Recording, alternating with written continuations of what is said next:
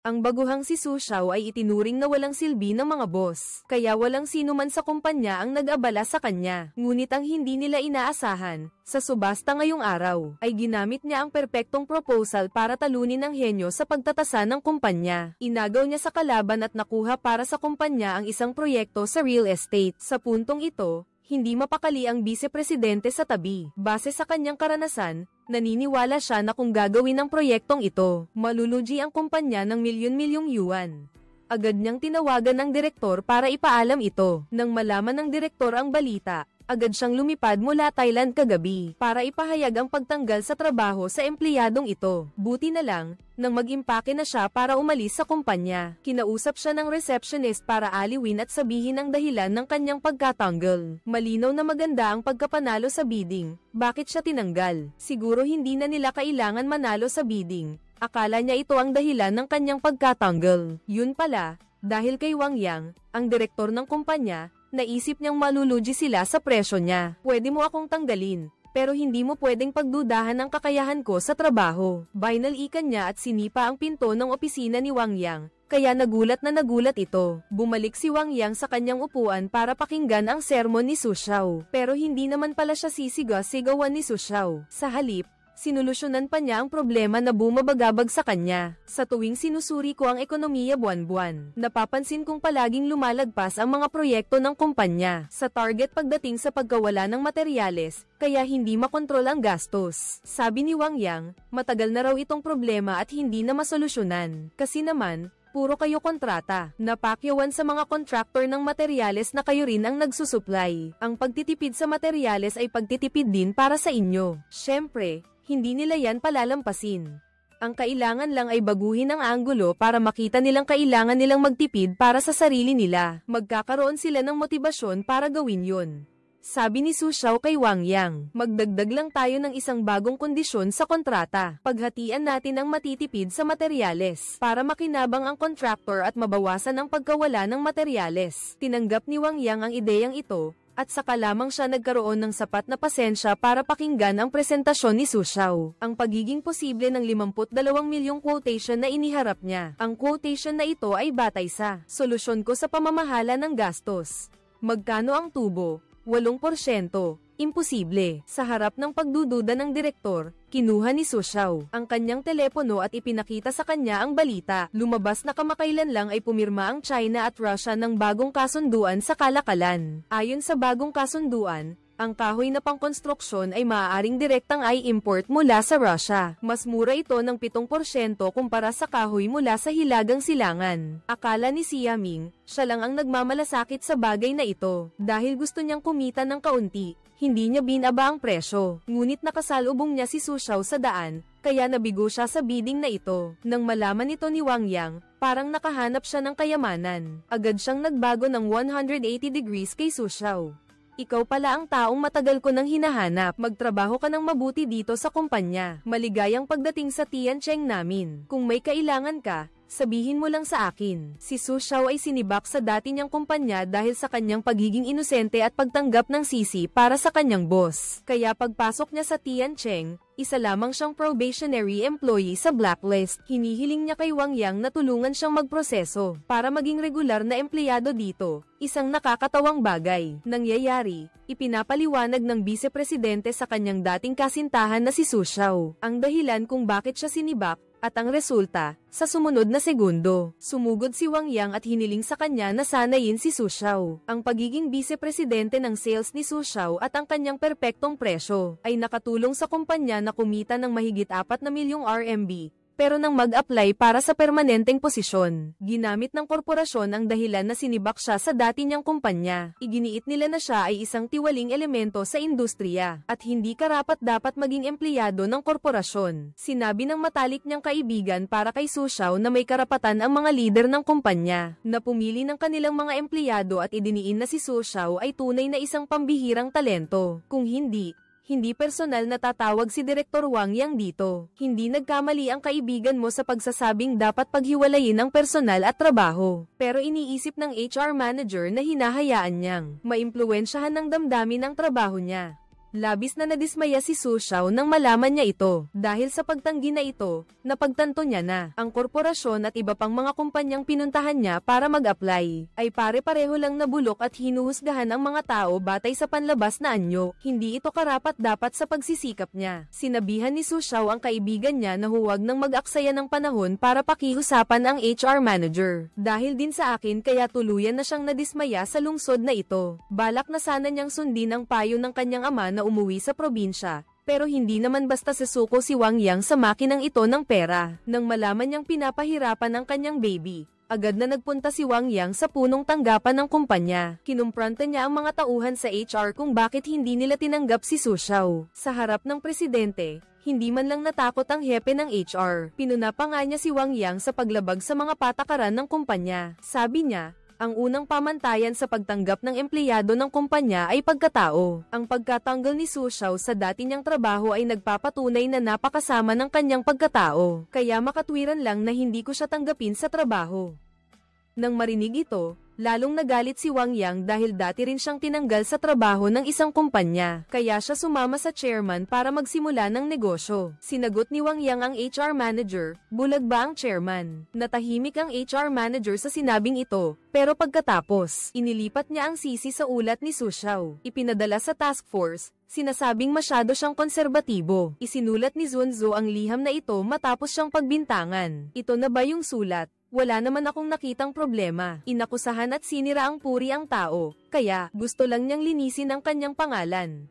Anong mali doon? Sabi naman ng HR manager, yung liham ng pagbati sa grupo ng trabaho. Para patunayang malinis siya, ay nakasira sa interes ng kumpanya. Matagal na nagtalo si Wang Yang at ang HR manager, pero tahimik lang ang chairman. Galit na umupo si Wang Yang sa sofa at nagbanta sa dalawa. Kapag hindi nila tinanggap si Su Xiao, magre-resign daw siya. Ito ang unang pagkakataon na nakita ng presidente si Wang Yang na ipinagtatanggol ang isang baguhan. Palihim siyang napangiti at nagsimula ring maging interesado sa babaeng nagngangalang Su Xiao. Sabihin mo sa akin, bakit kailangang kunin siya? Isa siyang talentong kakapasok pa lang pero tinulungan na ang kumpanya natin na manalo sa bidding ng proyekto kamakailan. Pagkarinig nito, inutusan agad ng presidente ang head ng HR na dalhin ang mga dokumento ng bidding dito, para ako mismo ang tumingin. Pagkatapos lamang ng 30 segundo, naintindihan niya kung bakit ginawa iyon ni Wang Yang. Head ng HR, bilisan mo't ihanda ang mga papeles para tanggapin si Su Xiao. Pagkaalis ng head ng HR, pinuri agad ng presidente si Wang Yang sa pagkakaroon nito ng magandang mata sa pagpili ng tao. Pero hindi niya rin nakalimutang sabihin sa kanya na ang mailap na kabayo ay mahirap pamuin. Para mapasunod si Su Xiao, kailangan ng galing. Tumango si Wang Yang ng may kasiyahan at umalis sa korporasyon. Pero ang hindi niya inaasahan, ang paggawa niya ng gulo ay magiging dahilan para si Su Xiao ay mapansin ng kasalukuyang presidente. Mukhang maunlad ang korporasyon ngayon, pero sa totoo lang, humaharap ito sa krisis. Malapit nang tanggalin sa pwesto ang presidente kaya kailangan niya ng talentong makakabawi ng kanyang karapatan. Ang taong may kakayahan tulad ni Su Xiao ang siyang kailangan niya. Gayunpaman, kahit napakahusay ni Su Xiao, matalas ang kanyang personalidad. Siguradong magiging maligalig ang kanyang pag-angat sa posisyon. Una, ang kanyang mungkahi na hatiin ang natipid sa materyales sa mga contractor ay nakatulong sa kumpanya na makatipid ng milyon-milyong yuan. Taunang pagkalugi, ngunit ikinagalit ito ng vice-presidente dahil direktang naaapektuhan nito ang kanyang interes. Dahil dati, mapupunta sa kanya ang lahat ng perang ito. Kaya nang imungkahi ni Wang Yang na i-promote si Su Xiao, agad niyang tinutulan na walang problema sa kanyang kakayahan sa propesyon. Ang kakayahan sa pamamahala ang kailangan pang masuri dahil marami tayong proyekto ngayon. Kailangang maging maingat sa pagpili ng magiging hepe. May punto ka. Direktang sinira ng vice-presidente ang pangarap ni Su Xiao na maging hepe. Hindi nagtagal, nagkaroon ng bagong proyekto ang kumpanya. Nagdesisyon si Wang Yang na gamitin ang proyektong ito bilang pagsubok, isang pagsusuri para kay Su Xiao at sa mga empleyadong may kakayahan sa kumpanya. Magiging patas ang laban, kung sino ang manalo, Siya ang magiging hepe ng benta. Alam ng vice-presidente na ang mga empleyadong nagsusuot ng salamin ay laging sumusunod sa mga patakaran. Siguradong hindi sila kalaban ni Su Xiao, kaya palihim siyang gumagawa ng paraan para suruan si Su Xiao. Alam ng lahat na napakaikli ng panahon para sa konstruksyon. Hinding-hindi maaaring magwelga dahil kapag lumabag ang paglilipat ng bahay, ang kumpanya ay kailangang magbayad ng napakalaking halaga. Nang maghanda si Su Xiao na pumunta sa construction site para isumite ang mga resibo ng materyales, biglang lumapit ang vice-presidente at sinabing pupunta raw sa kumpanya mamaya ang tagapamahala ng mga materyales. Ibigay mo lang sa akin ang resibo ng mga materyales at ipapasa ko sa kanya para sayo. Walang kamalay-malay si Su Xiao sa panganib na papalapit, kaya ibinigay niya ito sa kanya nang hindi nag-iisip. Matapos makuha ng vice-presidente ang resibo ng mga materyales, itinago niya ito, kaya hindi makapagtrabaho ang construction site. Dahil hindi natanggap ang mga materyales, nagalit ang tagapamahala ng construction site. Tumawag siya para tanungin ang vice-presidente, na direktang gumanti kay Su Xiao. Su Xiao, bakit hindi pa rin naipadala ang mga materyales sa construction site? Hindi pa dumarating? Paano nangyari yun? Sandali lang po, manager. Papupuntahin ko agad si Su Xiao sa construction site para ayusin yan. Hindi pa naihahatid ngayong hapon yung mga materyales. Puntahan mo agad ang construction site at alamin ang sitwasyon. Bilang responsable sa pagkontrol ng gastos, alam mo siguro yan. Kung matigil ang trabaho sa construction site kahit isang araw, daan-daang libong yuan ang malulugi. Naiintindihan ko po. Pupunta na po ako. Nga pala, tapos na ni Zo ang bid quotation. Pinapanta na sa construction site para mag-quotation, nagpuyat ka para kalkulahin yun, tapos kinuha lang ng vice president. Walang hiyang ginawang katulong si Nakasalamangka. Ikaw na ang bahala sa natitirang trabaho sa bidding. Paano ang presyo? Sundin mo ang presyo ni Su Xiao.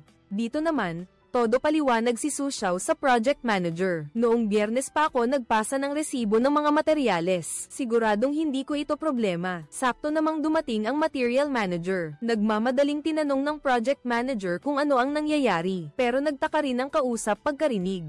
Hindi ko po natanggap yung resibo noong Biyernes. Ipinapirma ko na po yun sa vice-presidente. Sabi niya, pupunta ka raw sa kumpanya para magpulong. Ibibigay niya raw sa'yo itong bagong dating. Hindi mo pwedeng akusahan ng vice-presidente at ang manager ng ganyan. Walang magawa si Su Xiao at pinapagalitan silang dalawa. Sinusubukan niyang alalahanin ang nangyari noong una, para makasigurong hindi siya nagkakamali. Pero kahit anong sabihin niya ngayon, hindi siya mananalo. Pagkatapos, pinagstay siya ng field manager. Nag-overtime para asikasuhin ito, at hindi nagtagal, nakarating ito kay Wang Yang. Sinamantala ng vice-presidente ang pagkakataong ito para maliitin si Su Xiao. Kasabay nito, pinuri niya ang empleyadong nakasalamin. Kamakailan, maganda ang ipinakita niya. Walang pahinga sa pagtatrabaho araw-araw. Ang nakaraang bidding ay gawa niya lahat. Sa tingin ko, ang mga empleyado na ganyan ay dapat bigyang halaga. Hindi nagtagal, naganap ang bidding para sa proyekto. Ang empleyadong nakasalamin, gamit ang bid proposal ni Su Xiao, ay matagumpay na tinalo ang henyong taga-presyo na si Xia Ming. Para makuha ang proyekto para sa kumpanya, nag-overtime si Su Xiao sa construction site. Pagkatapos ng ilang araw para tapusin ang trabaho, dumiretso siya sa kumpanya para makita ang vice-presidente. Gusto ng walang hiyang vice-presidente na ang kininang kanyang tagumpay para magdaos ng selebrasyon. Para sa empleyadong nakasalamin, kinwestiyon siya ni Su Xiao. Noong nakaraang araw, pumunta ako sa construction site para makita ang manager. Kinumpirma niya na hindi raw siya nakatanggap ng mga invoice ng materyales. Pero malinaw na ibinigay ko sa kanya noong Biyernes. Sabi mo pa nga noong araw na yun, ipapasa mo para sa akin. Pagkarinig nito ng vice-presidente, nagkunwari siyang walang alam. Kailan kita binigyan? Ito ay usapin ninyo ng tagapamahala ng mga gamit. Bakit ko pa kayo tutulungan ngayon? Tapos malalaman lang ni Su Xiao. Ang lahat ng ito ay bahagi ng plano ng vice-presidente. Bumalik tayo sa eksena ng pagbid. Muling natalo si Xia Ming. Nahulaan niya na si Su Xiao ang gumawa ng dokumento ng bid. Ngunit ang pirma sa dokumento ay galing sa empleyadong nakasalamin. Agad na nakaramdam si Xia Ming na may mali. Pagka-uwi niya at naghanap, napansin niyang walang balita tungkol sa kanya sa website, web ng Asosasyon ng Arkitektura. Pero sa alaala mo, nakapasa si Su Xiao bilang isang first-class appraiser. Nalaman mo lang nang magtanong ka na hawak pala ng kasalukuyang nobya ng ex mo, ang sertipiko niya bilang appraiser. Simula nang sumali ang henyong appraiser na si Xia Ming sa kumpanyang TNK, mabilis na lumaki ng 3 beses ang negosyo ng subsidiary. Pero hindi nagbago ang kita na ni-remit sa grupo. Hindi na kailangang isipin. Alam mong kumukurakot si Xia Ming at ang boss niya. Kaya naman, nagpadala ang presidente ng grupo ng kanyang tauhan sa kumpanya nila para sa masusing pagsisiyasat. Pero napakatalino talaga ni Xia Ming. Lahat ng peking account ay ginawa ng maingat. Walang anumang impormasyong naisiwalat. Kaya kampante ang tauhan at dinala ang mga tao sa TNK. Matapos ang ilang buwang investigasyon, natuklasan lang nila ang pagkakaiba sa kita na 200,000 yuan. Sa puntong ito, maraming tao sa 5 subsidiary company ang pinagtatawanan siya. Sa ilalim ng matinding pressure, nagmungkahi ang tauhan na maaaring isama si Su Xiao para tumulong. Dahil dati sa kanyang dating kumpanya, siya ang responsable sa paggawa ng proyekto ng pabahay para sa kumpanya ng TNK. Siguradong alam niya ang mga detalye, pero wala namang libre sa mundong ito. Para mapasali si Su Xiao sa labang ito, kailangan may mapapala siya. Nalaman niya na ang hepe ng opisina ng pamahalaang panlungsod ay kabit na umagaw sa nobyo ni Su Xiao. Ginamit pa niya ang kanyang kapangyarihan para kunin ang sertipiko ni Su Xiao. Kaya't ang 2 bid sa auction ng real estate kanina na nakuha ni Su Xiao para sa kumpanya ay sa pangalan ng iba na punta. Hanggat hindi pa nakukuha ang sertipiko, kailangan pa ring gamitin ni Su Xiao ang pangalan ng ibang tao. Kaya nangako ang inspector na tutulungan siyang mabawi ang sertipiko, sa kondisyon na tulungan niya itong magbigay ng impormasyon tungkol sa pagpeke ng account ng kumpanyang TNK. Sa ganoong paraan, nagkasundo ang dalawa. Pero hindi inaasahan, masyadong mataas ang tingin ng inspector sa sarili niya, at minamaliit ang kapal ng mukha ng kabit. Ilang beses na siyang nagpunta para kausapin ito. Halos lumuhod na siya para magmakaawa rito. Pero iginigiit niyang hindi niya inaamin na nasa kanya ang sertipiko ni Su Xiao. Hindi niya makuha ang sertipiko para kay Su Xiao. Walang makitang anumang pahiwatig ang mga investigador. Dahil sa matagal na pressure, sobrang tensyonado siya. Ipinagbabawal niya sa kanyang mga tauhan na kumain ng pagkain galing sa TNK. Kahit Pasko, hindi niya sila pinapayagang umuwi at pinag-o-overtime niya sila ng tuloy-tuloy. Dahil dito, nagsimula ng magalit sa kanya ang kanyang mga tauhan. Kinabukasan, hinarang ulit ng mga investigador ang gate ng komite ng lungsod. Nagmamakaawa sa karibal ni Su Xiao pero tinanggihan pa rin siya ng babaeng ito. Dahil hindi na siya nakapagpigil, pinagalitan niya ito ng todo sa harap ng lahat. Ibinunyag na isa itong third party na umagaw sa nobyo ni Su Xiao. Ang nangyari ay nangangahulugan na wala na siyang tiwala sa pag-iinspeksyon at nagdesisyong magsulat ng resignation letter dahil nakukonsensya siyang nabigo niya ang tiwala ng presidente. Nakita niyang wala nang magawa ang kanyang pinakamalapit na tauhan, si Xia Ming, ang presidente, ay bumantong hininga ng may pagkadismaya. Umiiyak na inabot ng inspector ang kanyang resignation letter. Pero bigla na lang tumakbo papasok ang receptionist para ipaalam sa presidente na kaka-rating lang daw ng isang express delivery. Nakalagay sa sobre ay sertipiko ng appraiser ng bahay. Pagkarinig nito, nagliwanag ang mga mata ng inspector. Dali-dali siyang tumakbo para kunin ang sertipiko mula sa receptionist. Nang suriin niya, natuklasan niyang sertipiko nga ni. Sa sandaling iyon, nabawi niya ang kanyang kumpiyansa. Presidente, hintayin niyo ang magandang balita mula sa akin.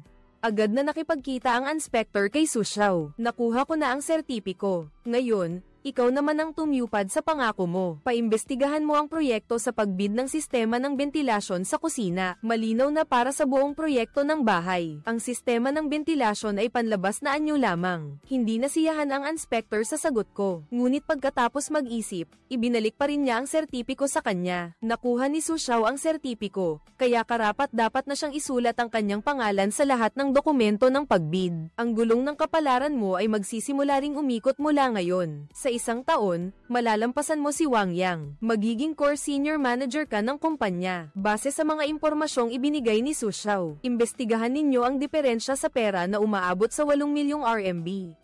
Suriin ninyong muli ang lahat ng proyekto. Gusto kong malaman ang tunay na kalagayan ng negosyo. Nag-aalala si Deputy Director TNK na patuloy na magtatagumpay si Su Xiao. Manganib ang kanyang posisyon, kaya inaagaw niya ang mga kredito ni Su Xiao. Pinili ang empleyado na nakasalamin at itinago pa si Su Xiao kay Wang Yang sa proyekto ng bidding. Kahit hindi siya sang-ayon, kinailangan ni Su Xiao na itago ang lahat ng sama ng loob niya. Sa puso niya, Gayunpaman, ang balak ng Vice-Presidente ay hindi nagtagumpay, dahil ang kakayahan ni Su Xiao ay kilala na sa buong kumpanya, lalo na nang malaman ni Xia Ming na si Su Xiao sa kumpanyang iyon ay inaapi. Agad niya itong inimbita para maging katulong niya at nangakong doblehin ang sahod nito. Kung hindi siya may tempt, nagsisinungaling siya. Ngunit naalala ni Su Xiao ang kabutihan ni Wang Yang, kaya hindi agad siya pumayag. Sabi niya mag-iisip muna siya sa bahay. Naiintindihan ni Xia Ming ang iniisip ni Su Xiao, kaya direkta siyang tumawag sa punong tanggapan para hilingin na makasama niya ito sa trabaho. Ang paglilipat ng tauhan ay kailangan ng pahintulot mismo ng tauhan at ng direktor ng kumpanya. Nang malaman ni Wang Yang na gustong agawin ni Xia Ming ang kanyang makinang kumita ng pera, agad niyang tinawagan si Xia Ming at pinagalitan ito ng husto. Pagkatapos nito, nakaramdam ng kawalan ng seguridad si Wang Yang. Tinawag niya ang pangalawang direktor sa kanyang opisina at pinagalitan. Pagkatapos ay direktang ipinasa kay Su Xiao ang nalalapit na proyekto sa pagbid. Mayroon akong lubos na kapangyarihan na magdesisyon, at ipinangako ko na sa hinaharap, ang posisyon ng pinuno ng Departamento ng Benta ay mapupunta sa kanya. Para hindi na mag-alinlangan si Su Xiao, kahit labag sa kalooban niya, ang Vice-Presidente ay kailangan sumunod ng maayos sa akin. Napag-usapan ko na ito kay President Wang. Napagdesisyonan naming magsagawa ng ilang pansamantalang pagbabago. Si Su Xiao ang bahala sa nalalapit na bidding para sa proyekto. Ang iba pang empleyado ay kailangang magsikap na makipagtulungan sa kanya. Nabawi na ni Su Xiao ang kontrol, pero muli niyang nagalit ang mga tauhan ng Vice-Presidente. Sa mga susunod na araw, si Su Xiao mismo ang aayos ng lahat. Dalawang kasamahan ang nagsabing tutulungan siya ng buong puso. Pero pagdating sa pag-assign ng trabaho, ang dami nilang dahilan para hindi gawin. Nanggigil si Su Xiao kaya sinipa lang niya yung upuan niya. Halos saktan na siya nito.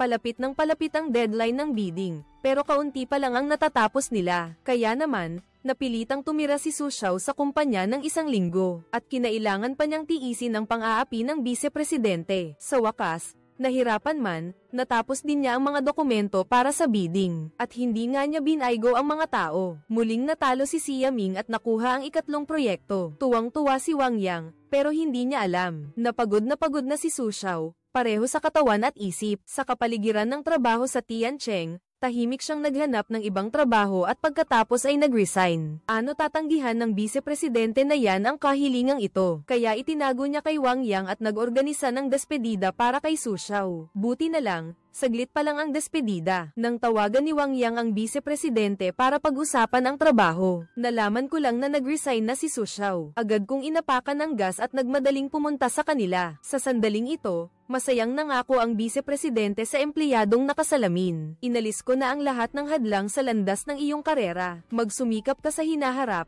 ha? At agad-agad, padabog na inilapag ni Wang Yang ang dalawang mamahaling bote ng alak sa mesa. Nagulat ang lahat. Kinu-question ni Wang Yang ang pag-resign ni Su Xiao. Hindi mo man lang ako sinabihan, wala ba akong halaga sa iyo? Hindi pa man nakakapagsalita si Su Xiao. Inunahan na siya ng Vice-Presidente. Karapatan ni Su Xiao na sundin ang sarili niyang pangarap, at saka, nakahanap na siya ng bagong trabaho. Talaga? Anong trabaho yan? Mas maganda ba kaysa rito sa atin? Yung posisyon ng hepe ng sales department, sinabi ko nang ibibigay ko sa'yo. Simula ngayon, ikaw na ang uupo sa posisyong ito, at sabay tayong magsisikap sa trabaho. Ang gawaing ito, tinatanggap ko. Ngayon, alam na ng lahat sa kumpanya ang kahalagahan ng dagdag pa ang kapangyarihan na natanggap ni Su Xiao. Hindi magtatagal, susugpuin niya ang korupsyon ng mga ganid. Tulad ng Deputy Director ng mga tauhan, ipinadala ng chairman ng grupo para imbestigahan ang magtiyuhin na Xia Ming. Nalaman nilang kinukurakot ang pera at may diferensyang 8 milyong RMB. May isip niyo ba kung gaano kalaki ang nakulimbat ng 5 subsidiary company sa mga nakaraang taon? Kapag nalaman na ng mga investigador at auditor, ang tiyuhin ni Xia Ming at ang 4 na subsidiary company ay kailangang magbayad ng lahat. Sa kritikal na sandali, nakaisip ng plano si Xia Ming para mapatalsik ng chairman ng empleyado bago magsimula ang bidding para sa proyekto. Sinadya mong ipatawag si Su Xiao para magkita kayo, para ipakita sa kanya ang bahagi ng impormasyon sa bid proposal mo, para manalo ang kumpanya nila sa proyektong nagkakahalaga ng 70 milyong RMB. Sa mismong sandaling ito, biglang sinigawan ng tiyuhin ni Xia Ming si Wang Yang na walang hiya dahil naglagay siya ng especially iya sa lugar niya. Huwag kang magbintang ng walang basehan. May ebidensya ka ba? Diretsahang sinabi ni Tio Siaming na mandadaya si Su Xiao. Maraming pagtatalo pa rin sa bidding, kaya hindi pa kinikilala ang resulta. Hintayin nating makumpleto ang masusing pagsusuri ng grupo. Saka pa lang natin ito may pagpapatuloy pagbalik natin. Direktang ginamit ng tiyuhin ni Siaming ang dahilan ng investigasyon para sabihing may naglik ng impormasyon ng kumpanya nila. Pinilit niyang itigil ang operasyon ng team ng chairman. Chairman, tumawag po kanina ang tauhan ko. Sabi niya sa bidding na ito, ninakaw daw ang importanteng datos ng kumpanya ng Tianke. Ngayon, iniimbestigahan nila kung sino ang traidor. Kailangan ding tumulong ang grupo namin sa investigasyon doon. Ang talas ng pakiramdam ng chairman, agad niyang naamoy ang sabuatan. Si Wang Yang naman, pagbalik niya, agad ding hinanap ang especially iya. Pakiramdam niya, ang katrabahong may alitan kay Su Xiao ang pinakakain na hinala, kaya tinanggal niya agad sa trabaho kahit walang matibay na ebidensya. Umiiyak na nagsumbong sa grupo ang lalaking empleyado dahil sa sama ng loob. Nabalitaan ito ni Su Xiao at nakonsensya ng husto. Nagmadali siyang pumunta sa kumpanya para patotohanan ang pag-amin ng kanyang kasamahan. Nakita raw niya ang presyo ni Siaming mula sa tauhan ng inspeksyon. Agad na ipinatawag sa opisina ang tauhan ng inspeksyon. Ipinaliwanag ng chairman, mariing itinanggi ng tauhan ng inspeksyon. Hindi raw niya ibinulgar ang datos ng Tianke kay Su Xiao, pero minamaliit niya ang utak niyang parang computer. Isang buwan na ang nakalipas, wala siyang makuhang lead sa investigasyon, kaya nagpatulong siya sa kanya para magbigay ng lead. Ipinakita niya raw sa kanya ang kalkulasyon ng Tianke. Mula sa mga datos sa spreadsheet, kinwenta ko ang tubo ng kumpanya nila. Mula doon, nahulaan ko ang saklaw ng presyo nila. Kaya kahapon, nanalo kami sa bidding. Imposible na isang sulyap mo lang, nakuha mo na. Totoo yun, pero kaya kong tandaan ang lahat ng datos. Paano nangyari yun? Isang buong pahina ng datos yun. Kaya ko o hindi, subukan natin para malaman. Sa gitna ng pagdududa ng lahat, sa isang tingin lang, naitandaan ni Su Xiao ang eksaktong impormasyon sa papel. Sa pagkakataong ito, nagtagumpay ang pakay ni Siaming. Sadyain man o hindi ng mga tauhan ng inspeksyon, kailangan nilang tanggapin ang pagkakamali sa paglabas ng mga datos ni Siaming at Wang Yang. Sinamantala nila ang pagkakataong ito para pilitin ang chairman na parusahan siya ayon sa patakaran ng korporasyon. Sa puntong ito, napagtanto ni Su Xiao na ang lahat ay isinaayos na ni Siaming. Ang galing ng plano mo, Siaming. Anong plano? Simula nang matiktikan ka ng mga tauhan ng inspeksyon, sinadya mo na akong lapitan gamit ang kakayahan mo. Walang malalaman ang mga investigador.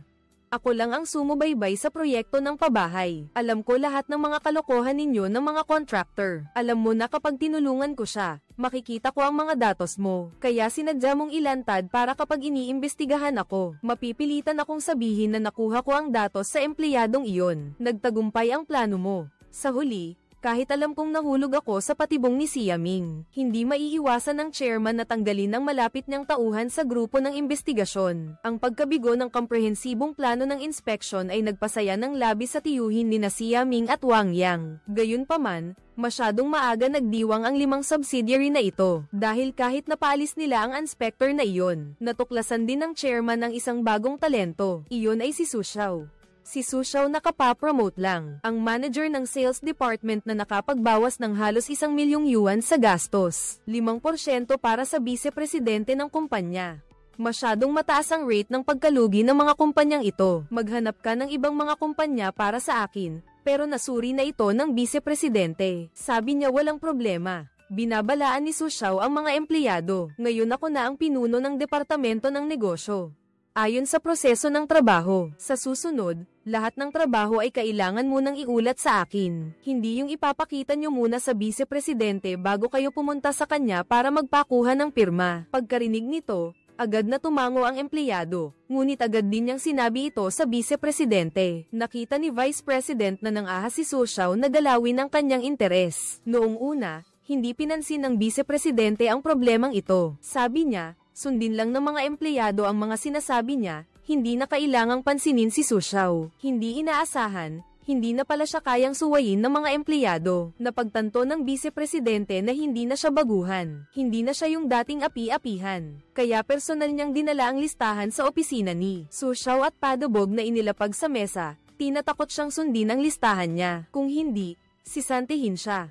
Si Wang Yang mismo ang naglagay kay Su Xiao sa posisyon niya. Alam niyang walang kapangyarihan ang vice-presidente para gawin yun. Kaya sinagot niya ito, gagawin ko lang ang tungkulin ko. Hindi ko pinili ang mga kumpanyang ito kaya hindi ako pwedeng pumirma. Nakita niyang determinado ang kalaban na pigilan ang kanyang pagyaman. Ang vice-presidente ay nagpunta sa opisina ni Wang Yang para suruan si Su Xiao. Wang Yang, alam mo namang matapat si Lao Tian, di ba? Noong nagigipit tayo, palagi siyang tumutulong ng walang reklamo. Si Wang Yang, nalikas na mabait, nang malaman niyang si Su Xiao ay gustong tanggalin ang mga kontraktor na itinuturing niyang kaibigan. Agad niya itong tinawag sa kanyang opisina para payuhang magpatawad na lang. Sabi mo nga, kahit malaki ang lugi nitong mga kontraktor, nakipag-ugnayan na sila sa kumpanya natin ng mahigit 10 taon. Madalas pa nga tayong magkasama kumain. Kaya parang ang sama naman kung basta na lang natin silang tatanggalin. Sa tingin mo, dapat bigyan natin sila ng pagkakataong magbago. Hindi lang hindi sumang-ayon si Su Xiao, pinagtawanan pa niya na masyado kang bata mag-isip. Direkta nitong ipinapakita ang kasalukuyang sistema ng Tiancheng, na masyadong makaluma at kailangang matuto mula sa ibang kumpanya sa industriya. Regular na suriin ang mga contractor at direktang tanggalin ang mga hindi kwalipikado sa listahan. Ang hindi pakikipagtulungan ay hindi lamang makapagpapataas ng kahusayan sa trabaho, kundi makapagpaparusa rin sa mga kontratistang nagsusumikap. Nang marinig ito, naantig si Wang Yang. Sinabi niya kay Su Xiao na pag-usapan ito sa vice-presidente. Gusto ko sanang makipag-usap sa vice-presidente, pero gusto lang niyang panatilihin ang kasalukuyang sitwasyon. Simula nang pumasok ako sa kumpanya, ang mga kontratistang ito na ang humahawak sa lahat ng proyekto. Nang makita niyang nag-aalangan pa rin si Wang Yang, gumamit si Su Xiao ng datos para patunayan sa kanya na malaki ang matitipid ng kumpanya. Mula sa pagpapalit ng ilang kontratista, narinig kong maaaring tumaas ng 20% ang kita. Itinago ni Wang Yang ang dalawang salitang pagmamahal sa kanyang puso at nagpalakas ng loob. Buong tapang na ginawa ni Su Xiao ang sa tingin niya ay tama. Sina Wang Yang at Su Xiao ay magkasamang umarte sa harap ng vice-presidente. Aktibong sinabi ni Wang Yang na gusto niyang palitan ang sistema ng mga kontratista. Pagkatapos ay tinanong kung silang dalawa ay sumasang-ayon o walang opinyon. Iminungkahi ni Wang Yang, sinong vice-presidente ang mangangahas na tumutol. Kahit labag sa kalooban, kailangan pa ring magpanggap na lubos na sumasang-ayon. Pagkatapos, pinayuhan ni Wang Yang ang vice-presidente na ipaubaya na lang ang lahat sa mga nakababata tulad ni Su Xiao, para raw magsikap sila. Alam na alam ng vice-presidente na patago siyang binabalaan ni Wang Yang. Simula ngayon, si Su Xiao na ang mamamahala sa mga bagay sa construction site. Hindi na siya pwedeng makialam. Ngayon, hindi na siya makakakurakot kahit ang posisyon niya ay mapapalitan pa ni Su Xiao. Pero hindi basta-basta sisuko ang isang matandang tuso na tulad niya. Kinabukasan, pinuntahan niya ang mga kontraktor na hindi nakuha. Pinakiusapan niya silang maglagay ng 100,000 yuan sa bag ni Su Xiao. Pagdating ko sa kumpanya, hindi pa ako nakakabawi. May kumatok na agad sa labas. Dali-dali kong isinilid ang pera sa drawer. Hindi ko pa alam na ang lahat ng ito ay pakana ng mga nakatataas para mapaalis ako. Kaya naman, nagplano sila ng ganitong patibong. Matapos nilang makumpirma na itinago ni Su Xiao ang pera, tinawagan niya agad ang grupo ng inspeksyon ng kumpanya. Kinabukasan, sinumbong niya ako sa pagtanggap ng suhol. Dumating ang grupo ng inspeksyon sa Tiancheng para imbestigahan si Su Xiao. Sa harap ng mga tanong ng mga investigador, kalmadong itinanggi ni Su Xiao na tumanggap siya ng suhol. Dahil iginigiit ni Su Xiao na wala siyang kasalanan, isinalaysay ng kinatawan ng investigasyon ang detalye ng mga naranasan niya kahapon. Binabalaan siya na kung magbibigay siya ng pera ngayon, para na rin siyang umamin. Huwag na niyang hintayin na mahuli siya, dahil makukulong siya. Walang bahid ng takot si Su Xiao, at hiniling pa niyang ilabas nila ang ebidensya na tumanggap siya ng suhol. Kung wala, huwag na raw silang magsayang ng oras doon. Pagkasabi niya nito, agad siyang tumayo at umalis. Mabilis na kumalat ang balita sa buong kumpanya. May mga naniniwala kay Su Xiao, pero marami rin ang natutuwa na nakikita siyang napapahamak. Kinabukasan, muling pinilit ng grupo ng investigasyon si Su Xiao na ibigay ang suhol. Pero hindi pa rin siya tinanggap ng korporasyon. Agad kinumpiska ang ID niya at sinibak. Tuwang-tuwa naman ang vice-presidente at agad siyang pinalayas sa kumpanya. Pero pagdating niya sa elevator, nakasalubong niya si Wang Yang. Kagagaling lang sa business trip. Nagtaka si Wang Yang kung bakit siya nasa labas gayong oras ng trabaho. Nang makita ito ng vice-presidente, agad siyang lumapit at ikinwento ang lahat sa kanya. Ilang araw lang akong nawala. Ang laki na ng nangyari. Sumunod kayo sa akin sa opisina. Inisip ng vice-presidente na papagalitan si Su Xiao ng kanyang boss. Pero ang realidad ay sinampal siya. Kinuha ni Wang Yang ang bag na may 100,000 RMB mula sa kanyang safe. Nang gabing iyon, ibinigay sa akin ni Su Xiao ang bag na ito. Sobrang gulat ang vice-presidente. Kaya pala ng gabing iyon pagkatapos ng trabaho, ibinalik ni Su Xiao kay Wang Yang ang pera. Hinala ni Wang Yang na may nananabutahe sa kanya para pigilan ang sistema ng pagpili ng contractor, kaya sinabi niyang huwag na siyang magsalita. Ngayon, nakita mo na ang vice-presidente ang nasa likod nito, pero dahil sa matagal na ninyong pagkakaibigan, kaya hindi na niya ito pinahiya sa harap ng lahat. Sa halip, tahimik niya itong binabalaan na huwag nang gumawa ng kalokohan. Kaya naman, nabigo ang balak ng vice-presidente. Kung magpapatuloy pa siya sa kanyang mga panlilinlang, tiyak na kamumuhian siya ni Wang Yang. Ang mas mahalaga, nanalo si Su Xiao sa larong ito. Ang mga dating kontraktor na panig sa kanya ay hindi na rin ng ahas na gumawa ng masama laban sa kanya. Sa ngayon, maaari na siyang magtrabaho ng mapayapa. Ang maunawang tagapamahala ng construction site ay nagdala ng regalo sa kanya para magpalapit. Sabihin mo lang sa akin kung may kailangan kang tulong sa hinaharap. Dito, mahigit 10 negosyante ng real estate ang nag-aagawan sa isang napakalaking proyekto. Nagkakahalaga ito ng 3 bilyong yuan, kasama si Xia Ming. May mga lumuhad pa nga at umaktong aso sa harap ng mamumuhunan para makuha ang kanyang loob.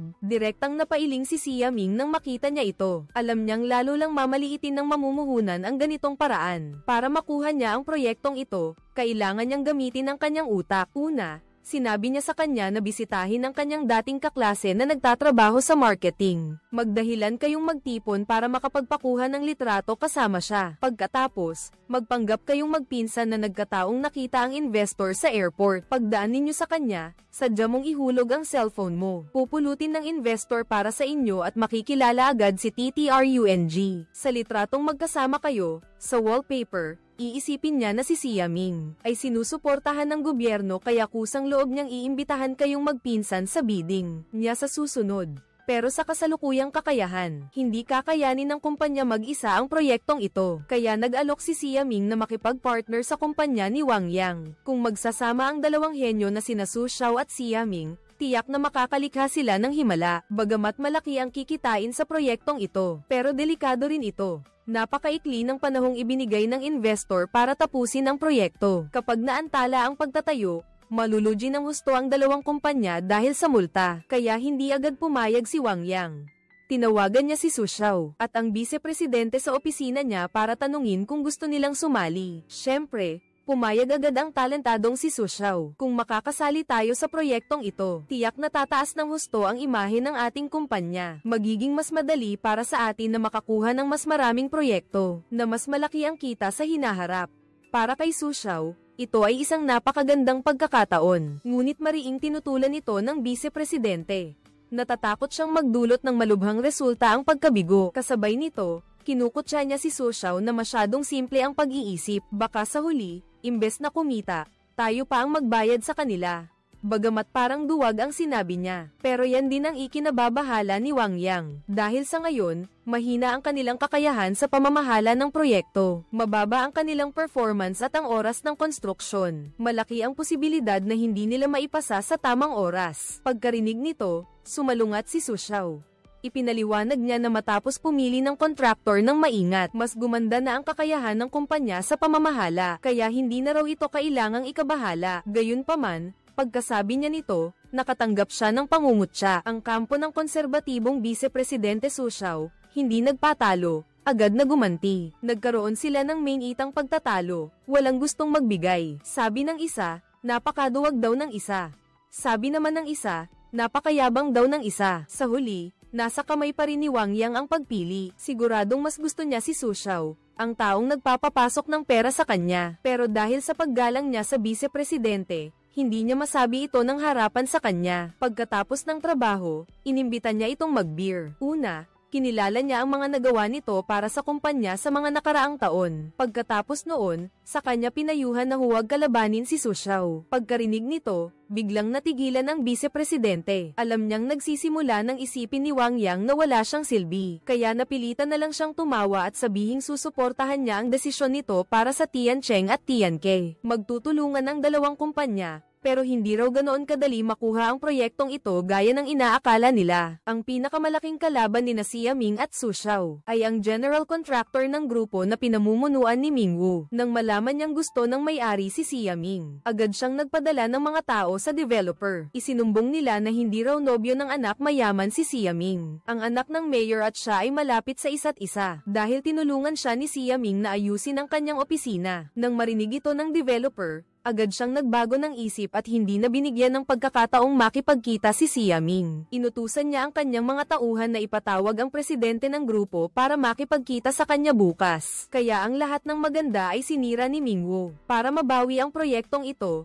naglakas loob si Xia Ming. Iminungkahi niyang tapusin ang proyekto ng 1 buwan ng mas maaga. Alam ng lahat sa industriya na mapanganib iyon. Natakot ang tiyuhin niya at hindi pumayag. Pero naniniwala si Xia Ming na kailangan nilang sumugal ngayon para masungkit nila ang malaking gantimpala para maitaas ang kumpanya sa mas mataas na antas, kung hindi, sa kasalukuyang sitwasyon ng dalawang kumpanya. Tiyak na hindi magtatagal at mawawala sila sa merkado. Dahil dito, nagpa siya ang tiyuhin niya na magtiwala sa kanyang apo. Pagkatapos nilang mag-usap, dumating si Wang Yang at naantig din siya sa mga sinabi ni Su Xiao. Nagpas siyang isugal ang lahat ng kanyang ari-arian sa kanila. Ang dahilan kung bakit nagawa yun ni Su Xiao ay dahil buong gabi siyang nagpuyat para gumawa ng simulasyon ng konstruksyon na natuklasan kung gagamit ng crossflow. Makukumpleto ang proyekto sa loob ng 456 na araw. Kahit gaano pa kalakas ang kakayahan sa pananalapi ni Mingwu, o gaano man siya karanasan sa pagpapatupad ng malalaking proyekto,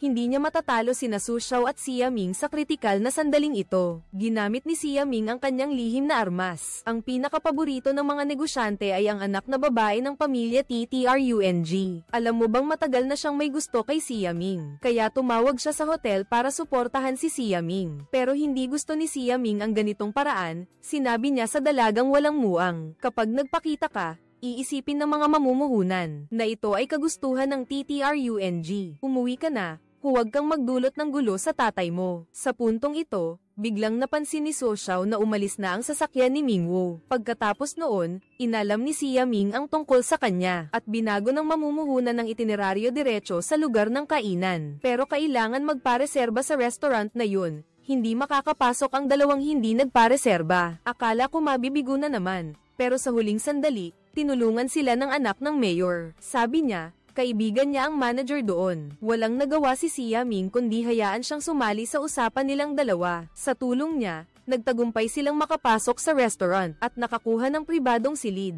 Sa pagkakataong ito, personal na humarap ang presidente ng grupo para makipagkita sa mamumuhunan. Pero hindi pa rin matutugunan ang panandali ang hinihingi sa konstruksyon niya agad-agad pagkatapos ng 1 bote ng alak na Lafite. 78, dinala sa may-ari. Ang papel sa mesa ay may nakasulat na numero ng kwarto ni Xia Ming. Pagkatapos ng hapunan, sinabi niya sa driver na ihinto ang sasakyan sa daan para kay Su Xiao at Xia Ming. 1 minuto para mag-usap.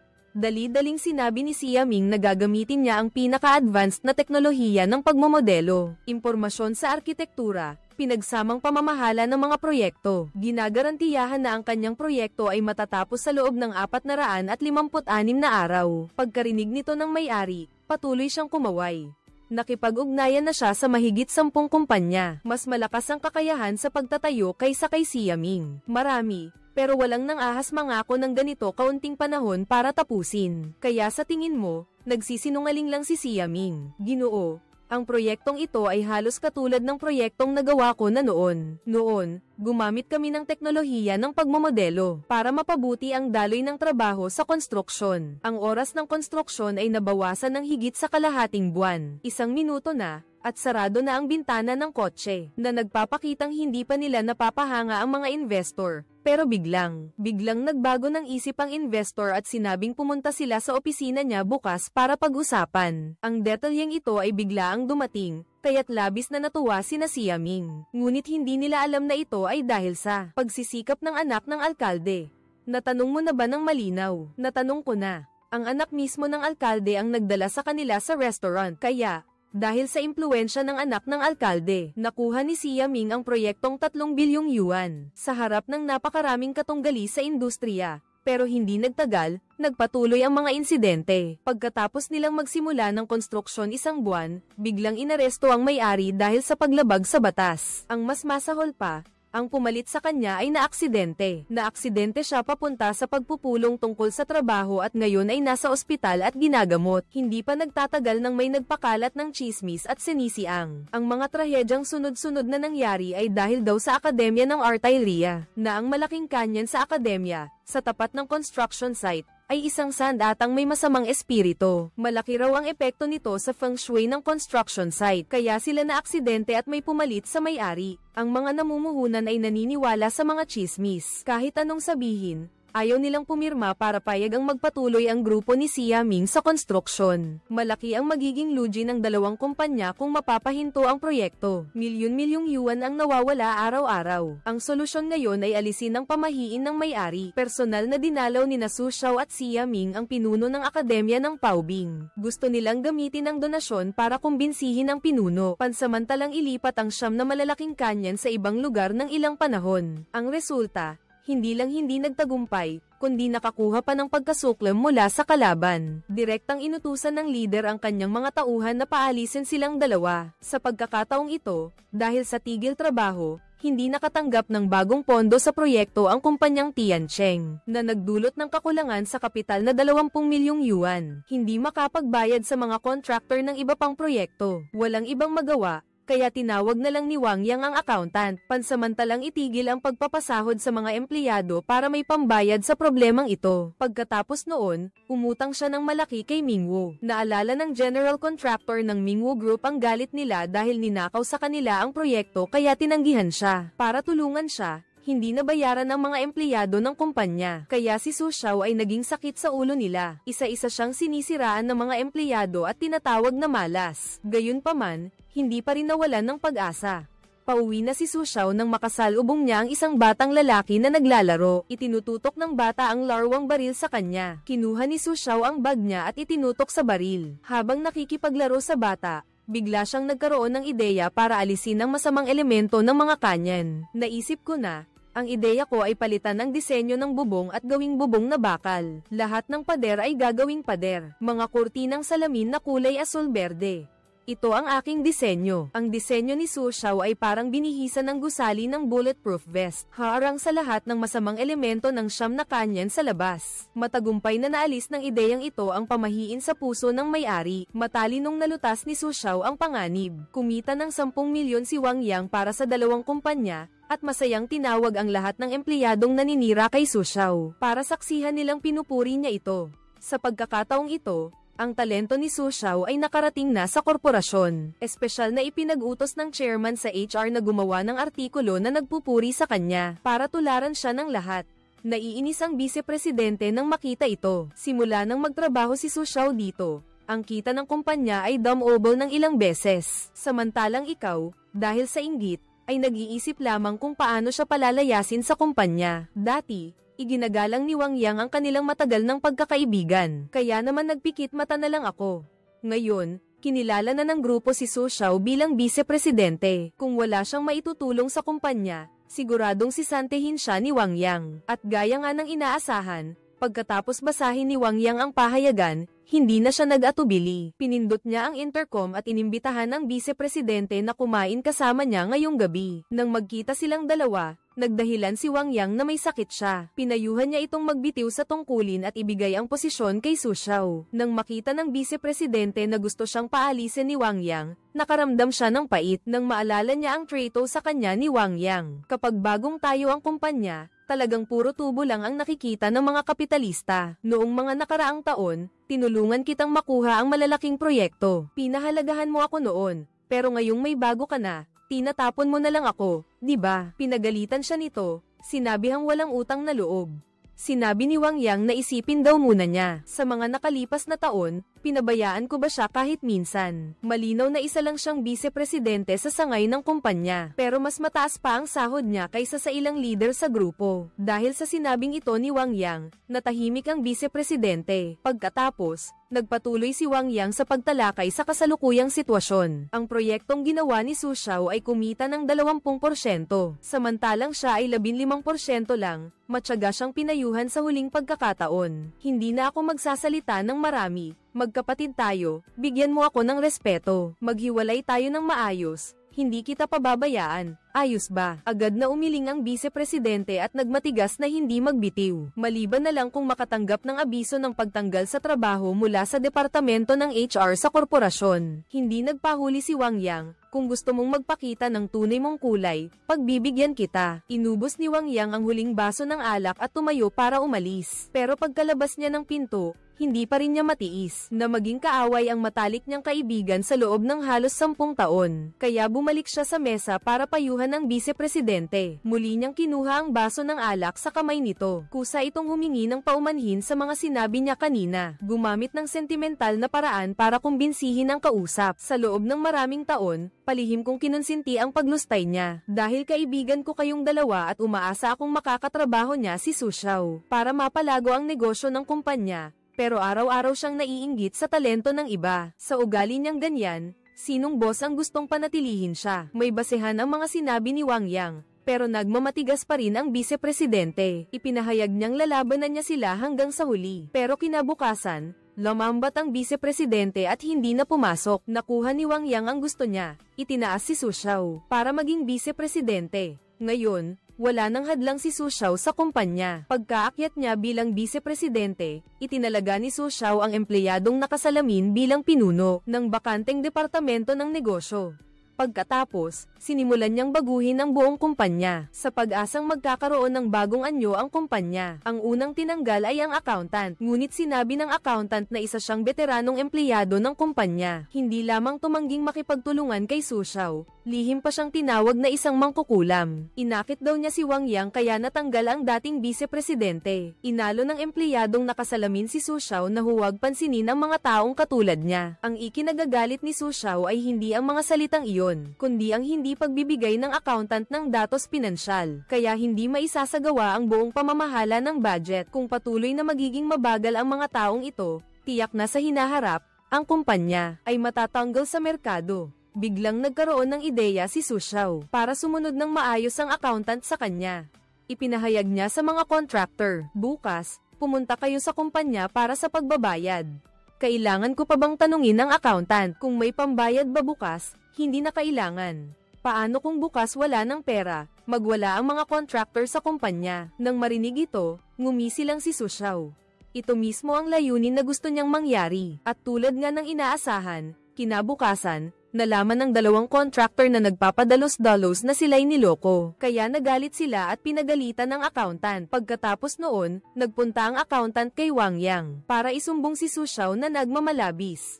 Nagmaang-maangan si Su Xiao at nagtanong, noong isang araw, may bagong proyekto na binayaran. Bakit naubusan na ng pera ang accounting department? Binayaran kahapon ng interes sa bangko, kaya naubos. Pagbabayad ng interes, bakit hindi nyo ako inabisuhan ayon sa proseso ng pamamahala ng budget? Lahat ng kita at gastos ng departamento, dapat ipaalam muna sa akin ng accounting bago kayo magdesisyon ng mag-isa. Bakit nyo ginawa yon? Ito ang talino ni Su Xiao. Hindi lang niya kayang turuan ang bastos na accountant, kundi ipapakita rin kay Wang Yang na lagi siyang humahadlang sa komprehensibong pamamahala ng budget. Gayunpaman, walang pakialam ang accountant dito. Direkta niyang pinuna si Su Xiao sa paghahanap ng gulo, na nagpapagulo sa lahat. Nagtalo ang dalawang babae sa harap ni Wang Yang. Sa loob ng kalahating oras, halos sumabog na ang ulo ni Wang Yang. Pinahinto niya kayong dalawa at pinapalabas ang accountant. Noong mga oras na iyon, naiintindihan na niya ang buong pinagmulan ng pangyayari at ang layunin ni Su Xiao. Tinanong niya kung ano ang susunod niyang gagawin. Naniniwala si Su Xiao na dapat sumabay ang lahat sa kumpanya, sa bilis ng pag-unlad, at kung sino ang hindi makasabay ay direktang tatanggalin. Hanggang gabi, Pinag-isipan ng mabuti ni Wang Yang ang sinabi ni Su Xiao. Pakiramdam niya ay may punto siya, pero para sa taong nagpapahalaga sa damdamin, para sa kanya, masyadong padalos-dalos ang paraan niya. Sa mga oras na ito, balak na ni Su Xiao na tanggalin ang accountant, pero ngayon, nagpanggap na nagkasakit ang accountant para mag-strike. Hindi siya pumasok, kaya hindi masettle ng kumpanya ang bayad sa mga kontraktor. Dahil dito, bumuo agad si Su Xiao ng bagong plano. Sa madaling salita, simula ngayon, bukod sa paggawa ng maayos ng ating trabaho, kailangan din nating matuto sa isa't isa sa trabaho, para hindi tayo mapunta sa sitwasyon na hindi natin magawa ang trabaho kapag kulang sa tao. Pero nangangahulugan din ito ng sobrang daming trabaho. Dahil sa pagkadismaya ng mga manggagawa, buong pusong ipinatupad ni Su Xiao ang kanyang plano. Dahil dito, abala ang mga empleyado at wala na silang oras para palitan ng papel sa banyo. Sa pagkakataong ito, natapos nang umihi si Wang Yang at napansin niyang walang papel sa loob. Galit niyang pinuna ang mga empleyado dahil sa hindi masigasig na pagtatrabaho. Nagsumbong sa kanya ang nagdaramdam na empleyado ng administrasyon. Simula nang ipatupad ni Su Xiao ang komprehensibong pamamahala sa budget, hiniling sa kanila na itala ang lahat ng datos ng pagbili sa nakalipas na 2 taon. Kailangang maging tumpak ang lahat hanggang sa bawat numero. Napakalaki ng trabaho, kaya ko nakalimutang palitan ng papel sa banyo. Ngayon,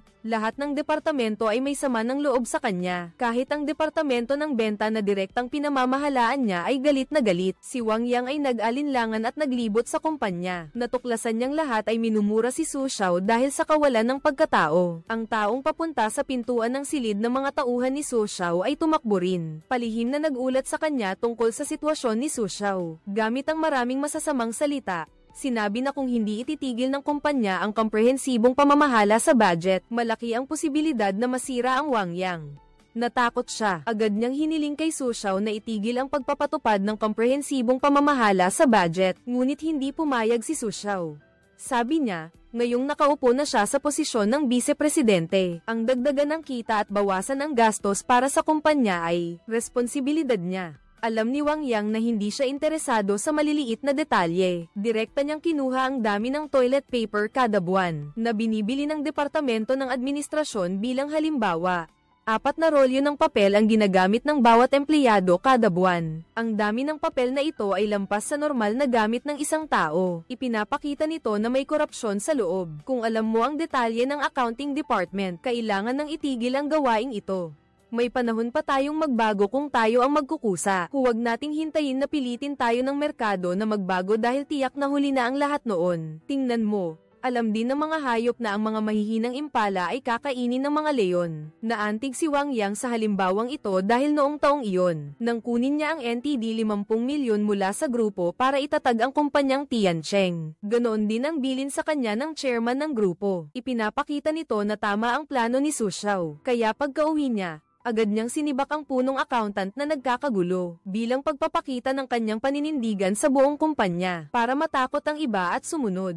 Pagkalipas lang ng 6 na buwan, napagtanto niyang isa ito sa mga desisyon na pinakatama sa buhay niya dahil ipinapakita ng kasalukuyang ulat pinansyal na ang kita ng kumpanya ay ilang beses na lumaki. Tama ang ginawa mo. Nabasa ko na ang ulat at natutuwa ako. Lahat ng pagsisikap natin sa susunod na taon ay anggat sa mas mataas na antas. Sa pagtatapos ng taon, biglang napansin ng presidente ng grupo na ang kumpanyang Tiancheng, na dati laging tabla lang, ay biglang lumaki ng husto ngayong taon. Pagkatapos tumawag para mag-usisa, nalaman niyang lahat ng ito ay dahil sa pagsisikap ni Su Xiao, ang bagong talagang vice-presidente sa Tiancheng. Ilang araw pagkatapos, sa pagdiriwang ng pagtatapos ng taon, pinuri niya si Wang Yang sa kanyang pananaw. Hinikayat niya itong dalhin ang tagumpay ng Tiancheng ng ilang beses sa susunod na taon.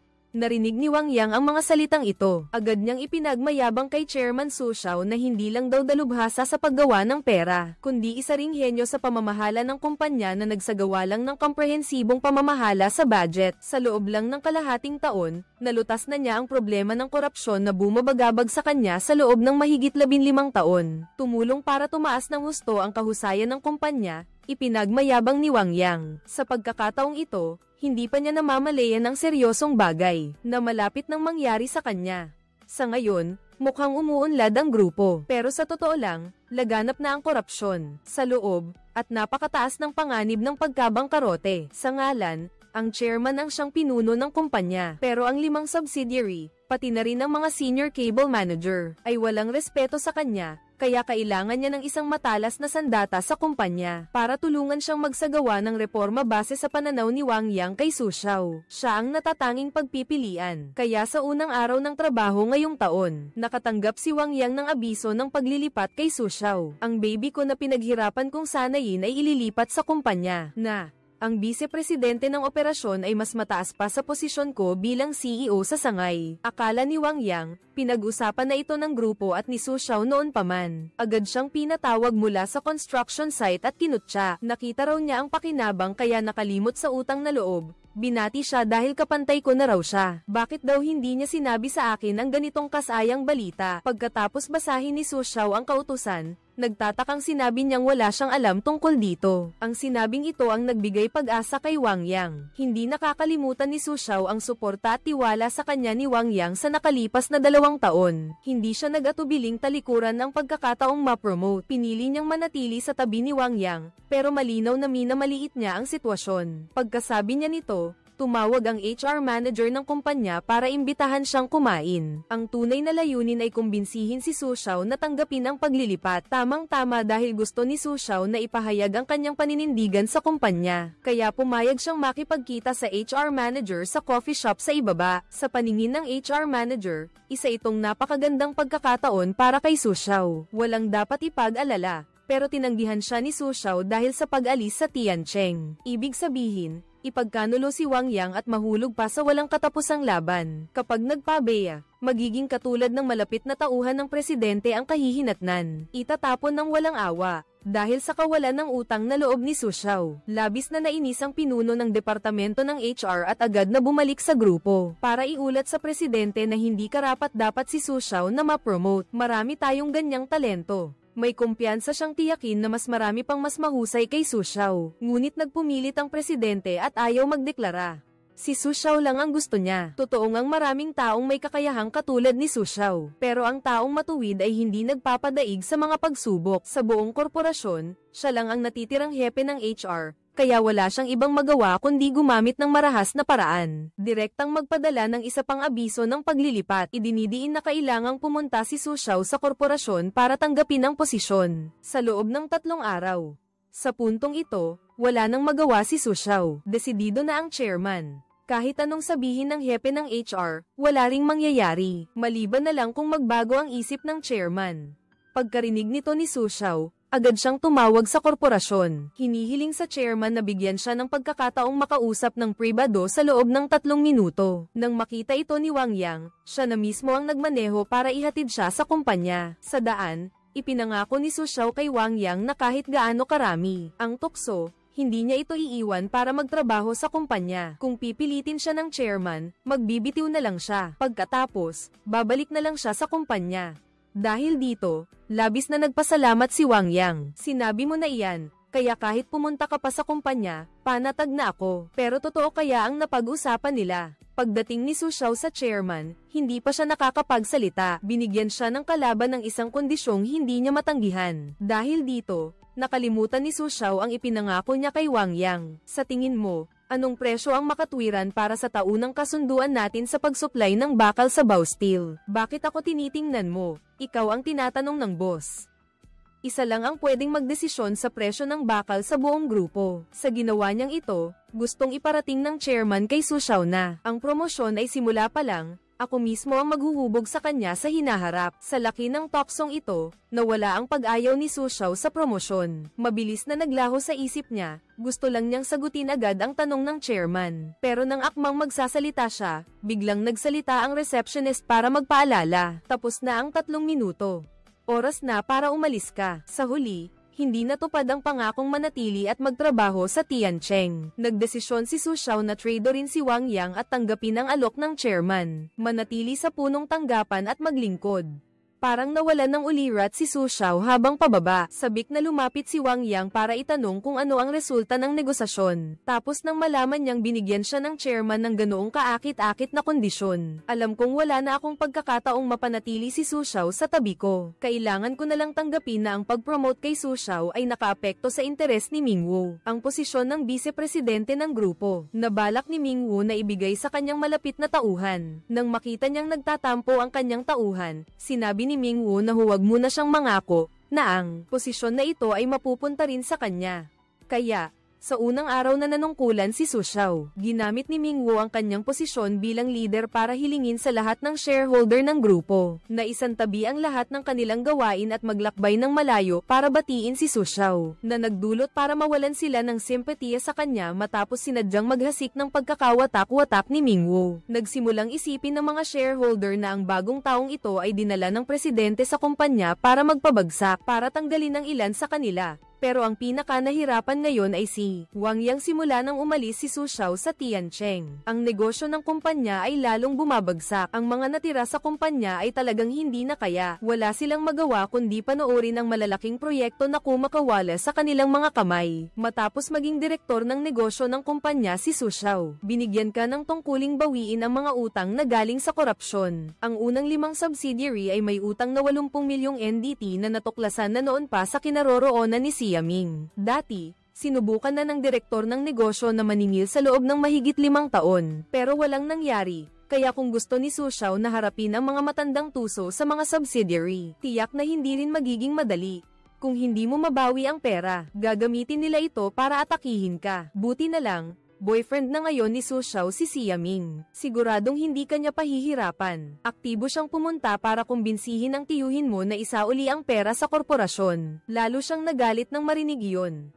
May hawak siyang lupang agrikultural, kaya gusto niyang pakasalan ng apo niya ang anak ng mayor, para maaprubahan ng mayor na gawing industrial ang lupa, para kumita siya ng malaki. Pero hinaharang siya ni Su Xiao. Dagdag pa, si Su Xiao rin ang nagbigay ng impormasyon sa investigasyon tungkol sa kinurakot niyang 80 milyon.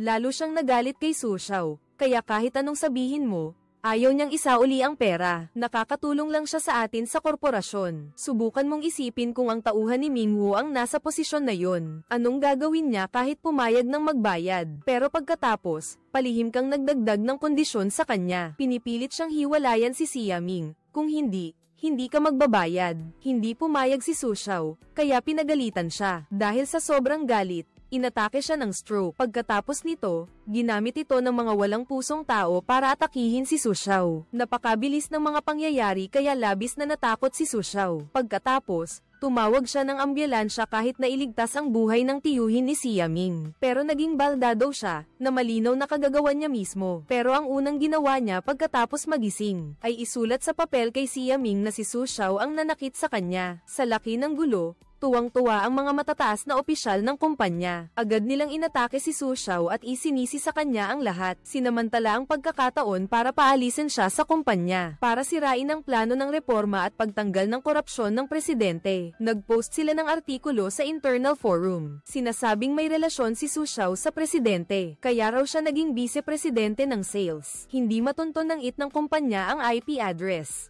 nang nag-post. Pero nang tanungin ng staff ang HR kung dapat bang burahin ang post, tumanggi siya at hinayaan lang na atakihin ng mga tao si Su Xiao. Lahat ng pressure na to napunta sa presidente. Nang gabing yun, lahat ng shareholders ng kumpanya, kasama si Wang Yang, nagkita-kita sila sa kumpanya para sabay-sabay nagipitin ang chairman. Pinipilit siyang magpaliwanag kasama si Su Xiao kay tito ni Yaming, at kinukwestiyon ang kakayahan ni Su Xiao. Pati ang head ng HR ay kumontra rin sa chairman. Ang email na ito ay galing sa mga direktor ng mga subsidiary at sa lahat ng empleyado. Hinihiling nilang maparusahan ng mabigat si Su Xiao, pati na rin ang malalaking shareholder. Pinapuna nila ang chairman sa pagiging masyadong diktador, na hindi nagdaan sa board of directors bago arbitraryong itinalaga si Su Xiao. Kaya naman, naipit na sa kanto ang chairman, pero binigyan siya ni Yaming ng lusot. Kaninang umaga, biglang sumugod ang isang grupo ng mga nagpapautang na may mataas na interes. Pinasok nila ang kwarto ng kapatid mo. Doon lang nalaman ni Siaming na kulang pala siya ng pera para sa proyektong 3 bilyon, kaya umutang siya sa mga taong ito ng 30 milyon na may mataas na interes. Sa orihinal na plano, sa susunod na linggo maglalabas ang bangko ng bagong pautang. Makakabayad na sana siya ng utang, pero bigla siyang inatake sa puso. Dahil hindi nakabayad, pumasok ang mga nagpautang para takutin si Siaming. Pinipilit siyang bayaran ng buong halaga kasama ang interes sa loob ng 3 araw. Kung hindi, kukunin nila ang kumpanya ng Tianke para ipambayad sa utang. Ngayon pa lang, hindi pa natin nababayaran ang 80 milyon na nakulimbat. Dagdag pa ang 30 milyon na pautang na may mataas na interes, lalong bumibigat ang pasanin ni Siaming. Para protektahan ang Tianke, wala nang ibang magawa si Siaming, kaya't pinagtaksilan niya ang kanyang kasintahang si Su Xiao. Ipinadala niya ang papel na nagpaparatang kay Su Xiao sa chairman. Nagawa niya iyon dahil alam niyang kahit anong mangyari, hindi kayang tanggalin ng chairman si Su Xiao dahil wala na siyang ibang malapit sa kanya ngayon. Kung matanggal si Su Xiao, wala nang magiging kinabukasan. Tulungan ninyo siyang tapusin ang reforma laban sa korupsyon. Ang kapalaran ng korporasyon ay tiyak na hahatiin ng mga nakatataas na tagapamahala. Ang tunay na pakay ni Siaming ay gamitin ang kanyang nasugatang tiyuhin bilang isang pyesa para pilitin ang chairman na talikuran ang 80 milyong dolyar na kailangan nilang bayaran. Kapag napawalang sala na sila, wala na silang dahilan para panagutin si Su Xiao. Ang chairman, na may malawak na karanasan, ay agad na nakita ang pakana ni Siaming para protektahan si Su Xiao, kaya pumayag na lang siya. Ang ipinagtataka niya ay kung bakit napahamak si Su Xiao nang wala siyang ginagawa, kaya pala galit na galit si Dong. Nalaman niya kasi na unang araw pa lang ni Su Xiao sa trabaho. Sinabutahin na siya ng head ng HR.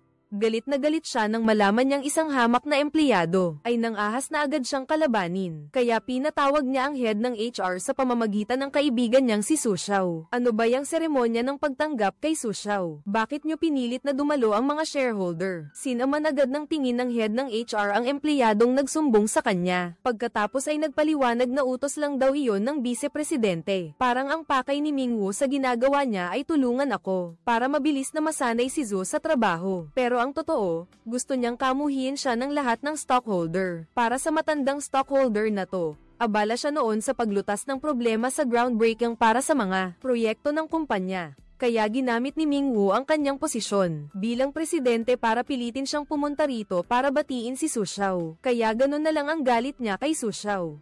Ngayon lang nalaman ng presidente na pinagtangkaan siya ni Mingwu, pero hindi nito mapapatunayang inosente ang head ng HR. Kung gayon, anong sabi sa post sa forum tungkol kay Su Xiao? Bakit hindi mo na lang tanggalin? Ipinagtanggol ng HR manager ang sarili niya gamit ang patakaran ng kumpanya, na hindi naman daw tinutukoy ang kahit sino. Ngumisi ang chairman at sumagot. Hindi niya ba talaga alam na ang post na yun ay tungkol kay Su Xiao? Kinakabahang sumagot ang HR manager na alam niya, pero sa tingin niya, wala pa rin siyang ginagawang mali. Sabi niya, may mga punto rin naman daw yung post, kaya nararapat lang daw siyang punahin ng mga tao. Nang marinig ito, lubos na nadismaya ang presidente kay. Sinubukan niyang pigilan ang kanyang galit habang inuulat ang mga responsibilidad ng departamento ng HR. Para marinig niya, ang responsibilidad ninyo ay lutasin ang mga alitan. Kung saan may alitan, naroon kayo. Lagi mong sinasabi sa akin na profesional ka sa trabaho. Nagtiwala rin ako sa iyo. Pero ngayon, hindi ko na nakikita ang pagiging profesional mo. Ang pinunong HR, dahil napag-alitan, ay nagalit pabalik sa presidente, sinasabing, ang grupo ay naging ganito dahil wala siyang pananaw. Halos ikamatay na ng presidente ang kayabangan ng babaeng ito, kung hindi siya asawa ng chairman. Siguradong sisanti na siya agad pagkatapos ng mga nangyari. Napagtanto ng chairman na kailangan ng baguhin ang kumpanya. Sa puntong ito, binabaliwala na ni Mingwu si Su Xiao. Lahat sila'y umiiwas sa kanya. Nag-aalala ang 5 direktor ng subsidiary tungkol sa kanilang kinukurakot. Baka matuklasan ni Su Xiao kaya ginamit nilang dahilan ang paghingi ng hustisya para sa pinsan ni Sia. Pinipilit nilang paalisin si Su Xiao. Nag-aalala ang chairman na hindi makakayanan ni Su Xiao ang press-year. Baka mag-resign na lang siya kaya inutusan niya ang receptionist na huwag sagutin ang tawag ni Su Xiao. Hindi na alam ng chairman ang gagawin nang biglang bumuti ang sitwasyon. Isa-isang pumasok sa forum ng kumpanya ang mga empleyado ng Tiancheng. Kusang loob nilang nilinis ang pangalan ni Su Xiao mula sa masamang chismis tungkol sa kanila ng chairman. Dahil ipinagtanggol siya ng mga dating empleyado, nabura ang lahat ng chismis tungkol kay Su Xiao. Labis na naantig si Su Xiao nang makita niya ang nakakaantig na post na ito. Gaman din ang pakiramdam ng chairman. Ang susunod na kailangan gawin ay ayusin ang mga shareholder. Ang mga shareholder na gustong magkagulo. Sa ngayon, nasa bingit na ng pagkabangkarote ang grupo dahil sa korupsyon. Tapos, sabay-sabay nag-resign ng 4 na direktor ng mga subsidiary. Pinatalsik ng mga vice-presidente si Su Xiao at pinatigil ang reforma. Dahil sa galit, pinagalitan sila ng presidente. May ilang hindi maintindihan kung bakit ko itinalaga si Su Xiao. May ilang ayaw dahil natatakot silang mahati ang kanilang nakukuha sa iba. Pagkatapos niyang sabihin ito, nagbago ang kanyang tono. Kinumbinsi niya ang lahat na isantabi ang kanilang pagiging makasarili. Suportahan si Su Xiao dahil para sa kapakanan ng lahat, kailangan natin ng korporasyon para magkaroon sila ng buhay na meron sila ngayon. Pero kahit anuman ang sabihin ninyo, walang sino man ang magtitiwala sa pansariling interes. Dahil nasukol, yumuko ang chairman sa katotohanan. Inilipat niya ang lahat ng problema ni Su Xiao kay Mingwu. Ang kapangyarihang humawak ay napunta kay Mingwu. Siguradong iaayos niya ang promosyon ng kanyang mga tauhan. Para patatagin ang kanyang interes, si Wang Yang, ang dating boss ni Su Xiao, bukod sa ayaw niyang maimbestigahan ang kanyang paglustay ng pera. Galit din siya sa chairman dahil inagaw nito ang kanyang pinagkukunan ng pera. Sinamantala ni Mingwu ang pagkakataon para hanapin agad si Wang Yang. Iminungkahi niyang ibalik si Su Xiao sa kanya, na alam niyang babalik si Su Xiao sa piling niya. Agad namang pumayag si Wang Yang na kunin ang kanyang resignation letter, nangakong hindi nagagawa ng gulo sa kumpanya. Para naman sa pamangkin niyang si Xia Ming, pinatawad na sila ni Mingwu sa hindi pagbabayad ng kulang, para suportahan siya. Pero si Su Xiao ay girlfriend ni Xia Ming. Siyempre hindi siya papayag sa kondisyong ito. Agad siyang bumalik sa silid ng ospital. Nagmamakaawa siyang patawarin si Su Xiao, pero matigas pa rin ang ulo ng kanyang tiyuhin. Isinulat niya sa papel na dapat tanggalin si Su Xiao. Nang makita ito ni Xia Ming, sinuri niya ang sitwasyon mula sa pananaw ng kumpanya. Sa pag-asang magbago ang isip niya, mas makikinabang sila kung magtatrabaho si Su Xiao sa grupo. Ang pag-promote ng chairman sa isang baguhan tulad ni Su Xiao, ay nagpapakita na gusto niyang bawiin ang mga proyekto mula sa mga matatandang hindi sumusunod. Sa gayon, mas marami tayong mababawing proyekto. Sa tulong ni Su Xiao, sinabi na ni Xia Ming ang lahat ng kanyang makakaya, pero hindi pa rin siya tinantanan ng kanyang tiyuhin. Isinulat niya na kung may Su Xiao, wala na siya, tapos nagtalukbong ng kumot. Hindi niya binigyan ng pagkakataon si Xia Ming na magmakaawa. Pag-ibig at pamilya, kailangan ni Xia Ming, pero pinipilit siyang talikuran ng kanyang pamilya ang taong mahal niya. Para kay Xia Ming, para siyang nahulog sa isang hukay na walang makitang pag-asa. Wala siyang nagawa kundi sumigaw ng malakas sa gitna ng bakuran ng ospital. Kinabukasan, nagpunta ulit ang mga nagpapautang na may mataas na interes para maningil sa magtiyuhin. Humingi ng pabor si Xia Ming sa nagpautang na bigyan pa siya ng 2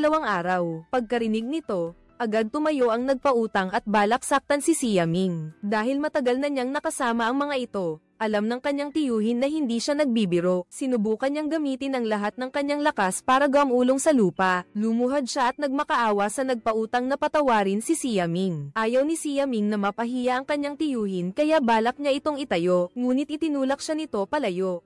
Nang makita niyang isinasantabi ng kanyang tiyuhin ang kanyang dignidad para magmakaawa sa kanya, pumayag ang nagpautang na bigyan sila ng 2 araw pa. Pagkaalis nila, ginamit ng kanyang tiyuhin ang nangyari para pagsabihan siya. Nakiusap si Xia Ming sa kanya na hiwalayan si Su Xiao para mahalin ang anak ng merkado. Sa pagkakataong ito, naunawaan na ni Xia Ming ang paghihirap niya. Nagdesisyon siyang palayain ang kasintahang si Su Xiao para tapusin na ang lahat. Tinawagan niya si Mingwu at pumayag na makipagtulungan dito para paalisin si Su Xiao sa korporasyon. Sa kondisyon na personal na papautangin siya ni Mingwu ng 30 milyong RMB na may mababang interes para mabayaran niya ang mga inuutangan niya. Matapos pag-isipan, pumayag si Mingwu sa kahilingan ni Xia Ming. Pagkatapos, iniulat ni Mingwu ang sitwasyon sa chairman. Tapos na ang plano ng reforma ni Su Xiao. Ang pagbagsak ng kumpanya ay tila nakatadhana na. Ang desperadong chairman ay nagtungo sa silid-sine ng kumpanya. Mag-isang pinanood ang mga lumang litrato noong nagsisimula pa lang sila. Ang mga kapatid na nagkakaisa at nagsusumikap sa panahong ito. Naisip niya, kung hindi sila kumita ng ganito kalaki, mahuhulog kaya ang magkakapatid sa sitwasyong nagpapahamak sa isa't isa ngayon. Sa puntong ito, ang nag-iisang shareholder na sumusuporta pa sa kanya ay lumapit para aliwin siya, kung saan, Isang pangungusap ang hindi sinasadyang nakatulong sa chairman na mabawi ang kanyang sigla. Sabi ng mga shareholder nang masangkot si Su Xiao sa chismis sa forum. Patuloy pa rin siyang nagtatrabaho ng mabuti. Napagtanto ng chairman na si Su Xiao ang tanging talentong akma sa kanyang mga kinakailangan. Kung palalampasin niya siya sa pagkakataong ito, tiyak na pagsisisihan niya ito habang buhay. Naliwanagan na ang chairman. Kaya ano naman kung isantabi niya ang kaunting dignidad para sa kanyang kumpanya. Agad siyang pumunta sa silid ni Si Yaming sa ospital, at nakiusap sa kanya na bigyan si Su Xiao ng pagkakataong magbago. Ilang taon nang magkakilala si Yaming at ang chairman, pero ngayon lang niya nakita itong yumuko at makiusap sa ibang tao. Nang makita siyang nag-aalangan, agad na nagsalita si Yaming para sa chairman. Sa tulong ni Yaming, pumayag na ang tiyuhin niya na huwag nang aidmanda si Su Xiao. Kinabukasan, nagpatawag ng board meeting ang chairman. Si Yaming mismo ang naglinis ng pangalan ni Su Xiao. Sinabi niyang inatake sa puso ang tiyuhin niya dahil sa high blood. Sa huli, naaga ng tauhan ni Ming Wu ang posisyon bilang vice-presidente ng sales. Pero nanatili si Su Xiao sa kumpanya para patuloy na suportahan ang chairman. Si Ming Wu at ang ibang mga boss ng kumpanya halos mamatay sa galit nang malaman nilang niloko sila ni Yaming. Gusto mo akong paglaruan? Ano, hindi ko yan gagawin. Hindi ba't nasa iyon na ang posisyon ni Su Xiao? Nagkasundo na tayo, di ba? Simula pa lang, may balak ka na pala. Maghintay ka lang. Ang totoo, matagal nang pinag-isipan ni Yaming ang hakbang na to. Alam niyang kahit anong mangyari, hindi sisantehin ng chairman si Su Xiao. Kaya ginamit niya si Ming Wu para pautangin siya ng 30 milyon sa mababang interes, para masolusyonan ang problema ng kumpanya. Ang dalawang pinakamatalinong lalaki sa grupo, hirap na hirap para mapanatili si Su Xiao. Pero ngayon, nagsumite siya ng resignation letter sa chairman. Binibigyan kita ng 1 minuto. Kung gusto mong mag-resign, umalis ka na ngayon. Para sa akin, walang halaga ang isang taong hindi kayang tiisin ang pagkaapi. Wala akong ginagawa, pero nagawa pa rin nila akong gawan ng kwento at suron. Ganyan na ako, hindi pa ba nila ako bibigyan ng pagkakataong linisin ang pangalan ko? Hindi naman makatarungan yun. Ipinipilit ni Su Xiao na pilitin ng chairman ang tiyuhin ni Yaming na humingi ng personal na paumanhin sa kanya dahil sa paninira sa kanya. Kung hindi, magre-resign siya at aalis sa korporasyon. Dahil sa pagiging isip bata ni Su Xiao, galit na ibinato ng presidente ang makapal na demanda. Hinihiling sa akin na tanggalin si Su Xiao sa pwesto. Hindi akalain ni Su Xiao na makikialam din ang dati niyang boss. Ilang buwan lang ang nakalipas, magkasama pa kami at parang magkapatid ang turingan. Ngayon, dahil wala na akong pakinabang, walang pag-aalinlangan siyang sumali sa grupo para suran ako. Naiintindihan mo na ba? Ngayon, dalawa lang ang pagpipilian mo. Una, magbitiw para linisin ang iyong pangalan. Pangalawa, tiisin ang paratang at gamitin ang iyong tagumpay para patahimikin ang mga taong iyon. Ginamit ng presidente ang malupit na realidad para tulungan si Su Xiao, para alisin ang kanyang pag-iisip na parang bata, at agad siyang umalis ng silid na may matatag na pananaw. Desidido na mula ngayon, hindi na niya hahayaang makaapekto ang kanyang emosyon sa trabaho. Nagkataon, paglabas niya ng opisina ng presidente, nakasalubong niya si Wang Yang. Masiglang lumapit si Wang Yang para batiin siya, pero sa pagkakataong ito, hindi man lang siya pinansin ni Su Xiao, ang lalaking mapagpaimbabaw. Napansin ni Wang Yang na may mali dahil hindi siya pinansin. Hanggang sa pumasok siya sa opisina at nakita ang reklamo na siya mismo ang sumulat para sa presidente. Kapag pinatanggal ko si Su Xiao, malalaman mo kung bakit siya nagagalit sa akin. Hindi pa nga ako nakakakilos. Inunahan na ako ng chairman na tanungin si Wang Yang. Siya ang personal mong dinala rito. Bakit ka kakampi sa iba laban sa kanya? Kung siya ang personal kong dinala rito, bakit mo siya inaagaw sa akin? Sa harap ng mapait na mga tanong ni Wang Yang, diretsahang sinabi ng chairman na limitado lang ang puwang na ibinibigay niya kay Su Xiao. Ang isang talentong tulad ni Su Xiao ay masasayang lang kung patuloy siyang susunod sa iyo. Nang marinig ito ni Wang Yang, naalala niya ang mga ginawa ng chairman sa kanya. Sa mga nagdaang taon, lahat ng sama ng loob niya ay bumuhos. Tinanong niya ang chairman kung itinuturing pa ba siyang kapatid nito. Kapag kulang sa pera, dinaragdagan ng kita, taon-taon nagbibigay ng dagdag na porsyento sa grupo. Kapag kulang sa tao, naglilipat kaagad ng magagaling na empleyado papunta sa kanya. Ang kumpanya ko ba ang pinagkukunan mo ng dugo? Sa harap ng mga makatwirang tanong ni Wang Yang, mariing itinanggi ng chairman pagkatapos kumalma. Sinabi niya kay Wang Yang ang kanyang mga paghihirap noon, na akala ng lahat ay maunlad ang kumpanya, pero siya lang ang nakakaalam na malala ang korupsyon sa kumpanya. Sa mga nakaraang taon, ilang beses na muntik nang mag-bankrupt, ang pinakahuli ay noong nakaraang taon. Kung hindi sila nakalikom ng pondo noon, siguradong nabuwag na sila ngayon. Sa kasalukuyan, ang buong kumpanya ay mayroong mahigit 20,000 empleyado. Bilang chairman, obligasyon niyang panatilihin ang kumpanya. Panatilihin ang ikinabubuhay ng 20,000 pamilya kahit na makaapekto ito sa interes ng kay Wang Yang at iba pang mga amo. Pero iyon lang ang kaya niyang gawin. Nagulat si Wang Yang nang matanggap ang sagot na ito. Bahagyang hamupa ang galit sa kanyang puso. Alam ng chairman ang kalakasan at kahinaan ni Su Xiao. Napakagaling, pero kulang sa karanasan sa buhay, kaya ipinakita sa kanya ang demanda ni Wang Yang para maranasan niya ang pakiramdam ng pagtataksil, at tahimik na tinawagan si Wang Yang sa korporasyon para magkasamaan sila ng loob. Ginawa iyon para makita ni Su Xiao ang tunay na kulay ng lipunan, pati ang pag-atake sa kanya ng mga netizen, pati ang pag-agaw ng kanyang posisyon ni Mingwu, ay kasama sa plano niya. Inagaw ni Zhao Feng ang posisyon ni Su Xiao, pero ayaw niyang gawin ang pagbawi ng perang ninakaw ng mga subsidiary. Dahil natatakot siyang kamuhian ng mga malalaking boss, kaya ipinasa niya kay Su Xiao. Kalahati na ng trabahong ito ang nagawa mo. Kung ako ang magpapatuloy, matatagalan pa. Nakita niyang walang hiya ang kausap, kaya syempre, hindi papayag si Su Xiao. Pinaalalahanan niya ito sa harap ng leader. May 2 tao na magbabago ng posisyon kung ipipilit niya. Nahawakan ito, pero kailangan niyang ipasa ang pamamahala ng negosyo sa akin. Napansin kong patungo na sa pagkabigo ang usapan. Tumingin si Zhao Feng kay Tubing, ang nakatataas ni Su Xiao, para bigyan siya ng senadoryas. Malinaw na alam ni Tubing na binubuli niya si Su Xiao, pero hinayaan pa rin niya silang pag-usapan ito at magdesisyon. Kinonsinti siya nito, lalong lumakas ang loob ni Zhao Feng. Kinabukasan, hinarang ng 3 direktor ng mga subsidiary company si Su Xiao sa pinto ng opisina. Hinihiling nilang huwag na silang piliting magbayad ng kinurakot nilang pera. Ipinaliwanag ni Su Xiao na ang problemang ito ay hawak ng vice-presidente. Wala raw siyang kinalaman. Sabi ni President Zhao, siya pa rin ang bahala dito. Habang nagsasalita, biglang sumulpot ang lalaking to. President Zhao, mayroon tayong trabahong napag-usapan na. Hindi ba't napag-usapan na natin yan noong isang araw? Sa harap pa ng mga nakatataas sa'yo, isa lang yang suhestyon mo.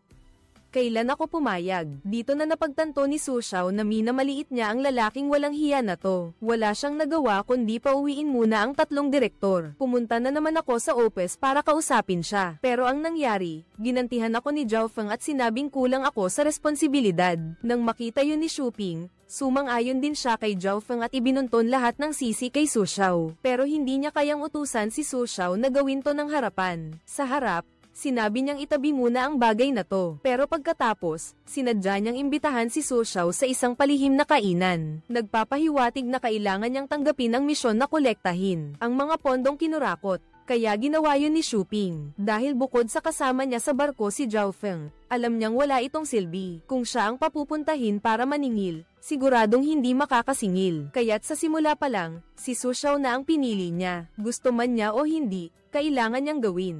Pag-uwi ni Su Xiao, nagdamdam siya at walang nagawa, kaya nagkulong na lang siya sa banyo at umiyak. Pagkatapos niyang umiyak, naisip niya na imbes na ipasa nila sa kanya ang trabaho, mas mabuti pang siya na ang kusang tumanggap para mapanatili ang reputasyon ng mga nakatataas. Kapag natapos niya, matatahimik pa niya ang mga nagdududa sa kakayahan niya. Kaya kinabukasan, nakita ni Bin si Su Xiao, na punong-puno ng sigla na nakatayo sa harap niya.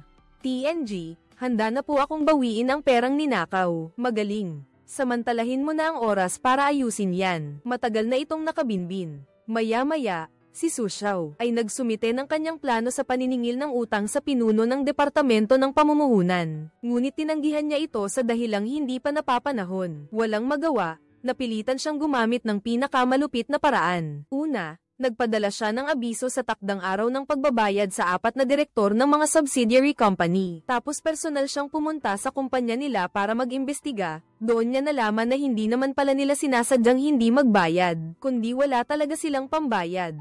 Pinayuhan ni Su Xiao ang direktor. Naiwasan na ang mga malalaking proyekto na delikado. Nagreklamo naman ang kausap niya na nitong mga nakaraang taon, sobrang kompetisyon sa industriya ng real estate. Ang tubo sa proyekto ay nasa 8% na lang. Dagdag pa ang kota na kailangan nilang i-remit sa grupo taon-taon. Sapat lang para makabawi sa gastos.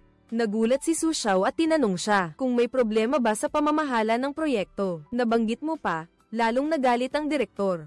Ipinagdadalamhati niya na kinukuha ni Mingwu sa punong kumpanya ng grupo ang lahat ng magagaling na empleyado at ibinibigay sa mga subsidiary company na katulad nila, puro basura. Kahit may magandang proyekto, hindi pa rin makipagkumpetensya sa iba. Kaya naman, palala ng palala ang sitwasyon ng kumpanya. Habang nagsasalita, tinawagan siya ng kanyang tauhan at sinabing hindi niya kayang harapin ang mga nagpapautang. Bago umalis, sinabi rin ng direktor kay Su Xiao, hindi ko talaga babayaran ang diferensyang ito. Gayunpaman, hindi lahat ay katulad niya. Nakonsensya si Wang Yang, dating boss ni Su Xiao, dahil sa paninira niya dati kay Su Xiao. Ayaw niyang pahirapan si Su Xiao kaya pinuntahan niya si Xia Ming para magpasak lolo. Ipinakilala siya sa mga sindikato na nagpapautang ng may mataas na interes para umutang ng 30 milyon at pagkatapos ay inutusan ng empleyado na may salamin na dalhin ang pera para bayaran ang Wang Yang Group na may mabuting intensyon. Pero nang malaman ang pinanggalingan ng 30 milyon, sinamantala ito ni Mingwu at ng mga senior manager. Sunod-sunod nilang sinigawan si Su Xiao na isa siyang ahas. Tinawagan pa nila ang chairman na naghahanap ng pondo, na dati sa Singapore na pilit siyang paalisin si Su Xiao. Labis na nadismaya ang chairman nang malaman na si Su Xiao ay nahulog na naman sa patibong ng mga taong ito. Tinanong niya si Su Xiao kung bakit siya naligo ng 2 beses sa isang ilog. Sinabi ni Su Xiao na lahat ay sinadya niyang isinaayos. Sa ngayon, mahigpit na ipinapataw ng grupo ang pagbawi sa diferensya ng pera ng mga subsidiary company, at hindi sila binibigyan ng pagkakataong makipag-usap. Gayunpaman, batay sa tunay na sitwasyon, kahit napilitin sila hanggang sa dulo, wala rin silang pambayad sa atin.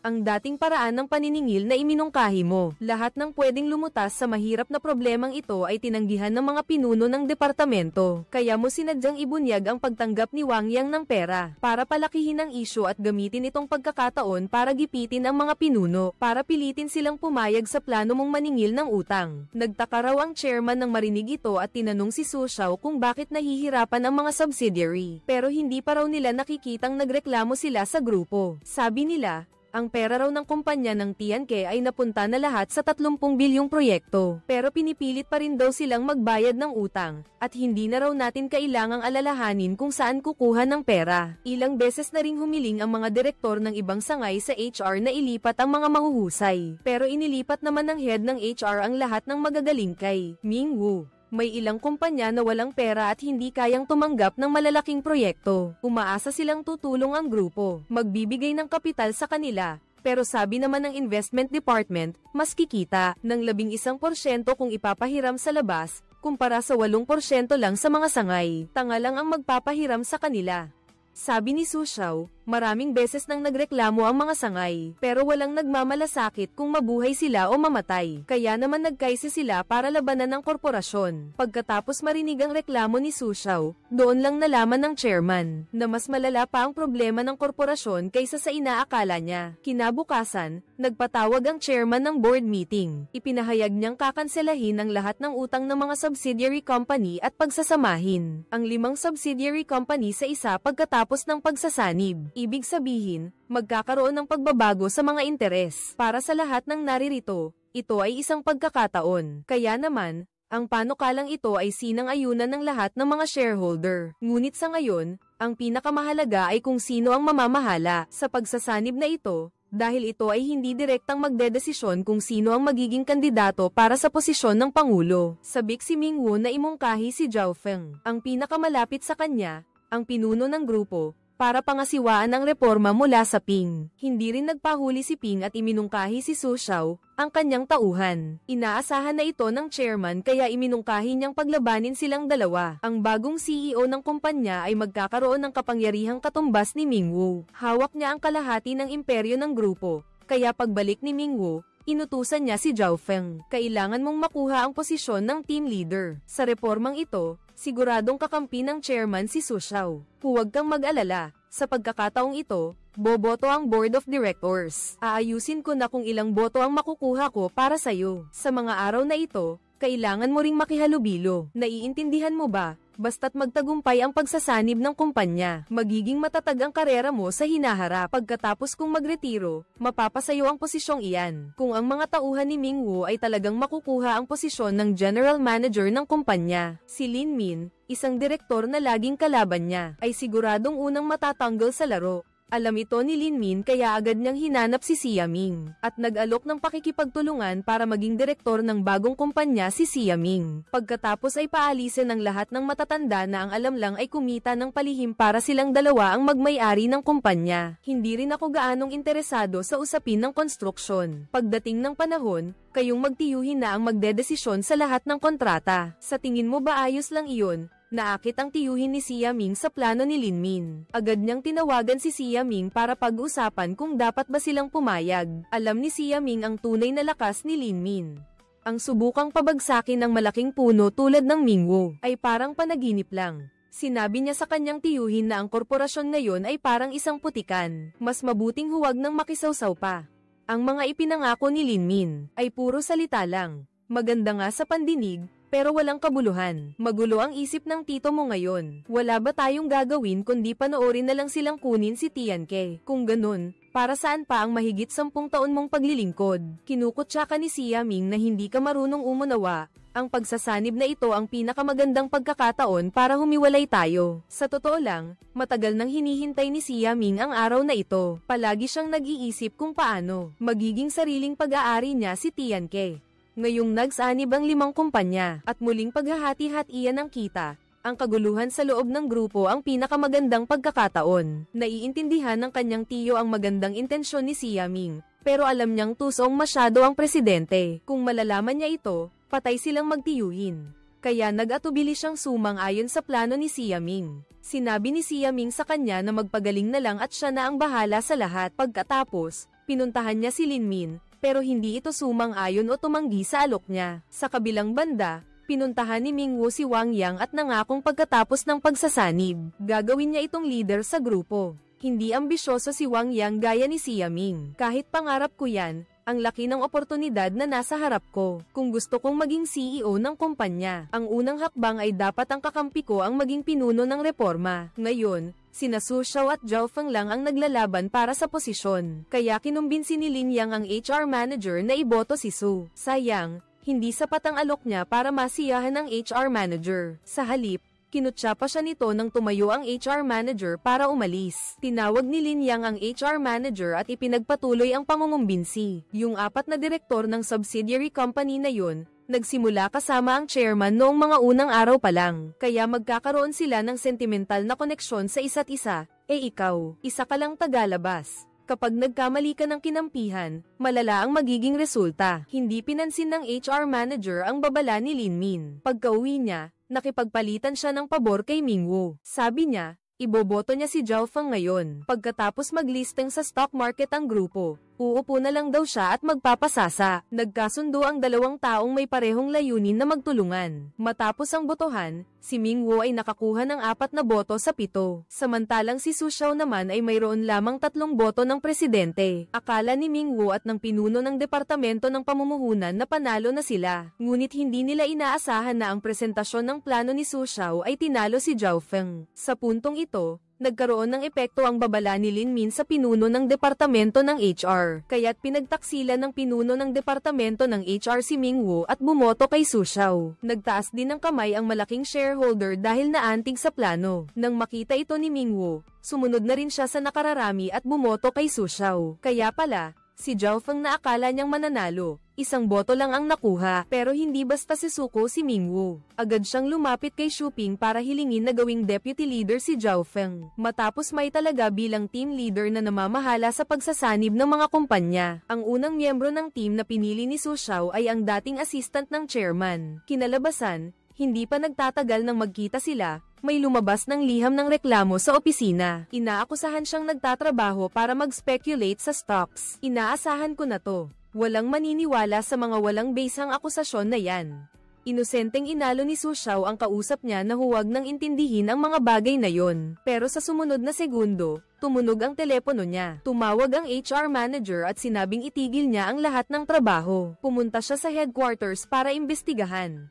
Ipaliwanag ko sa kanya. Hindi mo pa rin ba naiintindihan kung bakit nangyari ito? Dahil may ayaw akong sumali sa grupo ng reforma. Sanay na ang mga investigador sa mga ganitong bagay. Agad na pumunta si Su Xiao sa korporasyon para kausapin ang HR manager. Base sa kanyang karanasan, sigurado ang head ng HR na may naglalaro sa likod. Pero ayon sa patakaran ng kumpanya, kailangan siyang imbestigahan ng HR sa loob ng 1 linggo. Sinabi niya kay Su Xiao na maghintay ng matyaga at lilinisin nila ang pangalan niya. Hindi maantala ng 7 araw na yon ang pagsasanib ni Su Xiao. Gayunpaman, kinabukasan, nagpaalam na kay Su Xiao ang investigador. Alam niya na kahit malinis ang pangalan niya ngayon, siguradong marami pang ibang paratang ang naghihintay sa kanya. Hanggat nasa kumpanya siya, hindi siya mapapanatag. Ngayon, pagod na talaga ako at ayoko nang pahirapan pa nila ako. Tinanong ni Su Xiao kung saan ako pupunta. Sabi ng investigador, uuwi na raw siya sa probinsya para mag-exam para sa gobyerno. Pagkatapos, pinayuhan pa niya si Su Xiao na umalis na agad sa kumpanya. Maghanap ka na rin ng malalabasan mo. Ang tunay na layunin ng pagsasanib ay paghati-hatian ng kita. Ginalaw mo ang interes ng mga matatandang yun. Siguradong hindi ka nila palalampasin. Akala ni Su Xiao, duwag lang ang kausap niya. Sinubukan niyang kumbinsihin itong manatili. Sabi ng investigador, hindi raw siya natatakot sa mga kasinungalingan. Akala ko ibinigay ko na ang lahat ko sa kumpanya. Pero sa huli, basta na lang akong itatapon. Walang awa hanggang sa magalit ka sa lahat ng taong malapit ng magtagumpay sa pagsasanib. Siguradong pababayaan ka rin. Sa totoo lang, para sa chairman, ako at ikaw ay mga armas lang niya. Ang bawat salita niya ay nagpaisip kay Su Xiao. Gayunpaman, kailangang matuloy ang pagsasanib kaya nagpadala siya ng 4 pang tao mula sa ibang departamento. Ang unang kumpanyang pinuntahan niya para imbestigahan ay ang kanyang pamilya. Pero pagdating ni Tian Cheng sa kumpanya, pinalibutan agad siya ng mga dating katrabaho. Tutol ang mga empleyadong ito sa pagsasanib. Dahil kapag nangyari iyon, hindi bababa sa 20% sa kanila ang matatanggal sa trabaho. Nang makita ito ni Su Xiao, may sinabi siya na nagpatahimik sa kanila. Mula nang magsimula ang taon, may natanggap na ba kayong bagong proyekto? Kung walang bagong proyekto, paano uunlad ang kumpanya? Dahil sa sinabi ni Su Xiao, napaharap ang grupong ito sa malupit na katotohanan. Kung magpapatuloy ito, tiyak na may iwan ang Tian Cheng ng merkado. Ang pagsasanib lang ang makakatulong para makatagal ang kumpanya sa merkado. Sa tindi ng kompetisyon ngayon, sa huli, kailangan nilang tanggapin ang katotohanan. Dahil hindi sapat ang kanyang kakayahan, pinili rin ni Wang Yang na panatilihin ang dignidad ni Su Xiao. Pumayag siyang ibigay ang buong kapangyarihan para mapaunlad niya ang kumpanya. Ang hindi inaasahan ni Su Xiao ay ang direktor ng isang subsidiary company, na laging tumututol sa pagsasanib. Biglang pumunta sa kanya at sinabing suportado niya ang pagsasanib. Gayunpaman, nagbigay siya ng isang napakasamang kondisyon. Gusto kong makuha ang posisyon ng CEO pagkatapos ng pagsasanib. Nang marinig yun ni Su Xiao, bigla siyang natigilan. Tapos kampante pa raw itong makakagan sa pasanin ng korporasyon sa pamamagitan ng pagbabawas ng empleyado. Ang totoo, ang ginagawa niya ay minumura ang mga empleyado para hindi nila kayanin ang pressure at magbitiw na lang. Labis na hindi nagustuhan ni Su Xiao ang ganitong kalupit na pamamaraan. Sa tingin niya, ang nararapat sa posisyon ng direktor ngayon ay si Xia Ming. Si Xia Ming naman, pagkatanggap sa Tianke, agad na napaharap sa isang napakalaking problema. Ang iyong utang na 30 million yuan na may mataas na interes ay dapat nang bayaran. Kung hindi ka makabayad, baka mahirapan kayong magtiyuhin. Pero kung magbabayad ka, malalagay agad sa panganib ang kumpanya dahil sa kakulangan ng kapital. Kahit anong piliin mo, patay ka. Pero ang mahirap na sitwasyong ito ang tumulong kay Ha Min na makahanap ng oportunidad. Una, pinuntahan niya ang project manager ng 3 bilyong yuan, at matagumpay niyang nakumbinsi itong gamitin ang bahay niya bilang collateral. Pagkatapos, ginamit niya ang bahay bilang pain para puntahan ang lungga ng mga gangster para hanapin ang nagpautang. Sa negosasyon, sinabi niya sa nagpautang na hindi siya magbabayad. Gusto mo pang humiram ng ilang 10 milyon, ginagawa mo ba akong tanga? Binigyan na kita ng 2 araw. Huwag mo nang abusuhin ang kabaitan ko. Kalmadong sinabi ni Xia Ming sa kanyang pinagkakautangan na wala talaga siyang pera. Pero mayroon siyang bahay sa proyektong 3 bilyon. At gaya nga ng inaasahan, naging interesado ang nagpautang. Sinabi ni Xia Ming sa nagpautang na sa kasalukuyan, batay sa progreso ng proyekto, sa Hunyo ngayong taon, 70% ng konstruksyon ay matatapos. Sa oras na iyon, maari nang ibenta ang mga bahay. Napakaganda ng lokasyon doon. Alam mo naman, di ba? Tiyak na maraming magkaka-interes sa bahay na yun. At saka, tataas pa ng husto ang presyo ng mga bahay sa Shanghai. Hindi pa bumaba sa nakalipas na 15 taon, kaya sabik ang nagpautang sa alok ni Si Yaming na isanla ang bahay. Pero dahil lumabag si Yaming sa kontrata, para mapanatili ang kanyang dignidad, inutusan ng nagpautang ang kanyang mga tauhan na magsalin ng 4 na baso ng purong alak. Kapag inubos daw ni Si Yaming, papayag siya sa alok nito. Nang makita yun, ininom ni Si Yaming ang lahat ng alak. Pagkatapos, nagsuka siya sa banyo ng kalahating oras bago nakabawi. Gayunpaman, ang pagsisikap niya ay agad na nagbunga. Ilang buwan pagkatapos, ang chairman sa Singapore ay nakalikom ng 200 million United States dollars. Inihahanda ang 5 subsidiary na alista sa stock exchange. Ang pakana ni Si Yaming ay nagsisimula ng magkabisa. Sa 5 taong ito, nagpunta siya sa iba't ibang lugar para kumuha ng proyekto. Dagdag pa ang NDT 50 milyon na may mataas na interes na pautang, mabilis na nagdulot kay Tianke mula sa isang kumpanyang umuunlad, na may mga nagawa. Ang kumpanya nila ay mas malaki pa sa 4 na subsidiary na pinagsama, at naging kumpanyang Luji. Walang kakayahang magbayad ng utang. Ang pangyayaring ito ay mabilis na nakaabot sa lahat ng mga lider. Kailangan ng mataas na opisyal sa grupo sa ngayon kung gusto nilang magtagumpay sa paglista sa stock market. Kinakailangang likidahin ang kumpanyang ito. Siyempre, walang naniniwala kay Si Yaming sa grupo para mapunta ang kumpanya sa ganitong kalagayan.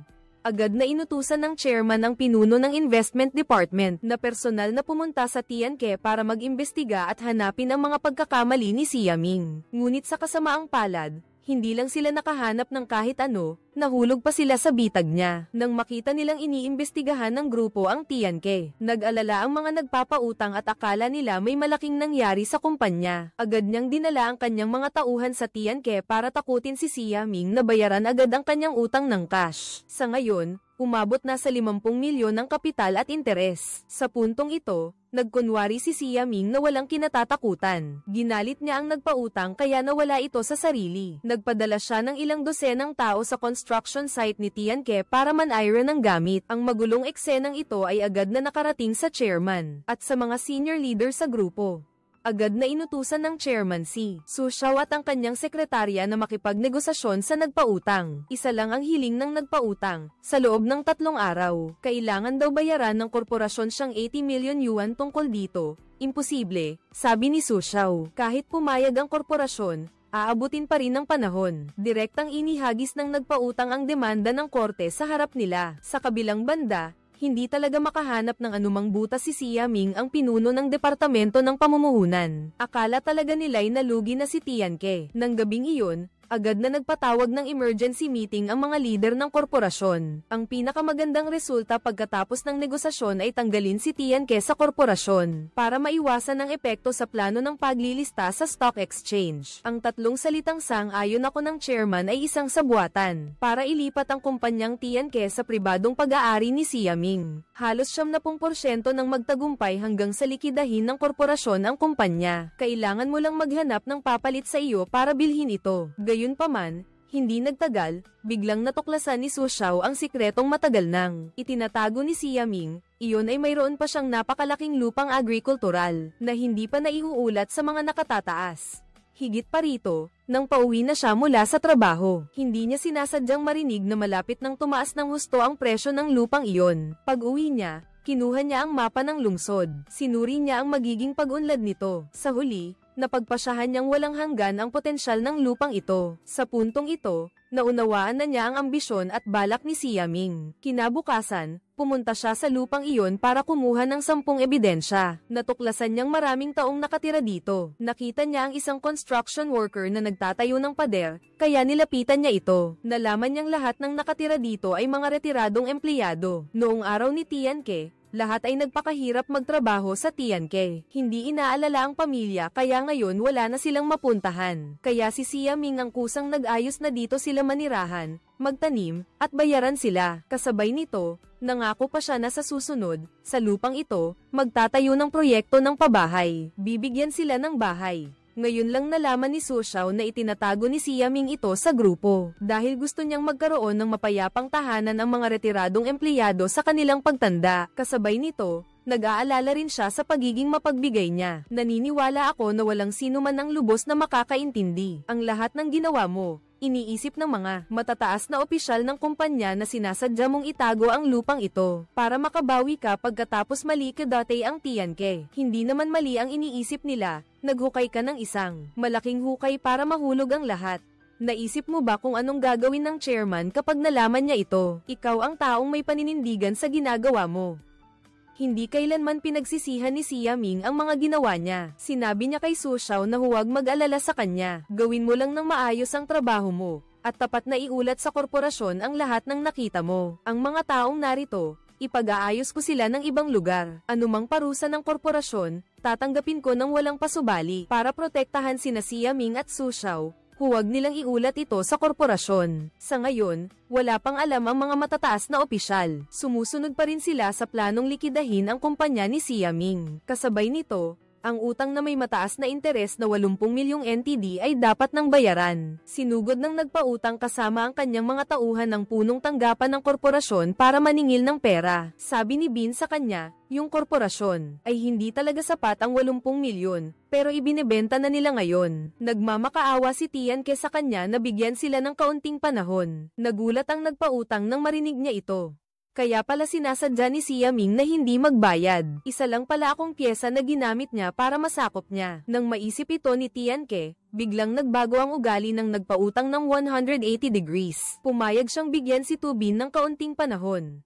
Pagkaalis niya, nagdahilan si Xia Ming na opisyal siyang sinusuportahan ng mga kasosyo. Ang mungkahi sa pagbili ng kumpanya, bawat hakbang ni Xia Ming ay perpekto, kaya't hindi nakita ng mga lider ng grupo ang anumang mali, maliban kay Su Xiao. Pagkababa ni Xia Ming sa parking, hinarang siya ng mga nagpapautang. Ang galing mo, ginawa mo akong sunod sa Niren. Ngayon, may karapatan na ba akong makipag-usap sa iyo? Sige, magkape tayo. Nagtataka ang mga tauhan sa sasakyan kung bakit ang boss ay masigasig sa taong nanloko sa kanya. Seryosong sinabi ng nagpapautang sa kanya ang dahilan. Ang batang to, bukod sa matapang, matalino pa at maraming alam na gimmick. Sa buong buhay ko, 2 pa lang ang nakikilala kong ganyan. Isa siya, at ang isa pa ay ang dating amo ko. Kung ano man ang narating ko ngayon, utang ko yun sa kanya noong sumama ako sa kanya. Tandaan mo, kapag nakakita ka ng ganyang tao, huwag mo nang pakawalan. Pero sa mundong ito, walang lihim na hindi nabubunyag. Kapag nakarating sa tainga ng mga lider ng korporasyon ang tungkol sa lupaing agrikultura, siguradong makukulong si Xia Ming para iligtas siya. Kusang sinabi ni Su Xiao ang lahat sa chairman. Una, ibinigay niya ang koleksyon ng mga liham ng mungkahi ng mga empleyado. Hinihiling nilang magkaroon ng mga parte mula nang ianunsyo ng grupo ang pagsasama-sama ng mga subsidiary. Ang pinakapangunahing problema sa pagsasama-sama ng kumpanya ay ang paghahati ng mga benepisyo. Ang hindi makatwiran ang dahilan kung bakit pagkatapos ng pagsasama-sama, maraming mga problema ang lumitaw. Ito ba ang tinatawag mong makatwiran? Inutusan kitang pagsamahin ang kumpanya, hindi para pag-awayin ang mga shareholder.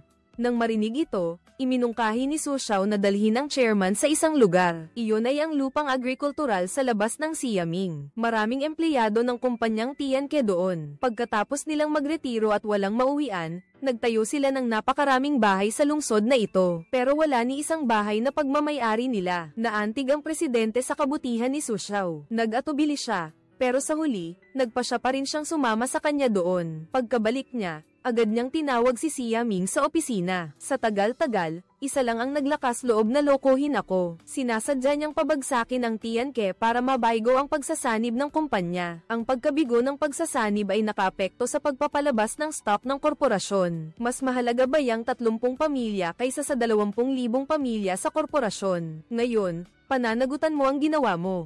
Pagkasabi niyan, tinawagan agad ng chairman ang security. Hindi nagtagal, pumasok ang isang malaking lalaki.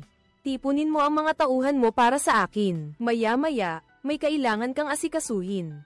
Chairman, hindi niyo po yan pwedeng gawin. Bakit hindi ko pwedeng gawin? Ang lupain na yan ay pag-aari ng korporasyon. Responsibilidad ko ito. Wala silang kinalaman dito. Parusahan mo ako kahit paano mo gusto. Pero pakiusap, bigyan mo sila ng matitirhan. Ito lang ang hinihintay ng chairman pagkatapos ng pagsasanib. Nakita niyang si Xia Ming ang pinakaangkop para sa posisyon ng general manager. Kung gayon, magkasundo tayo.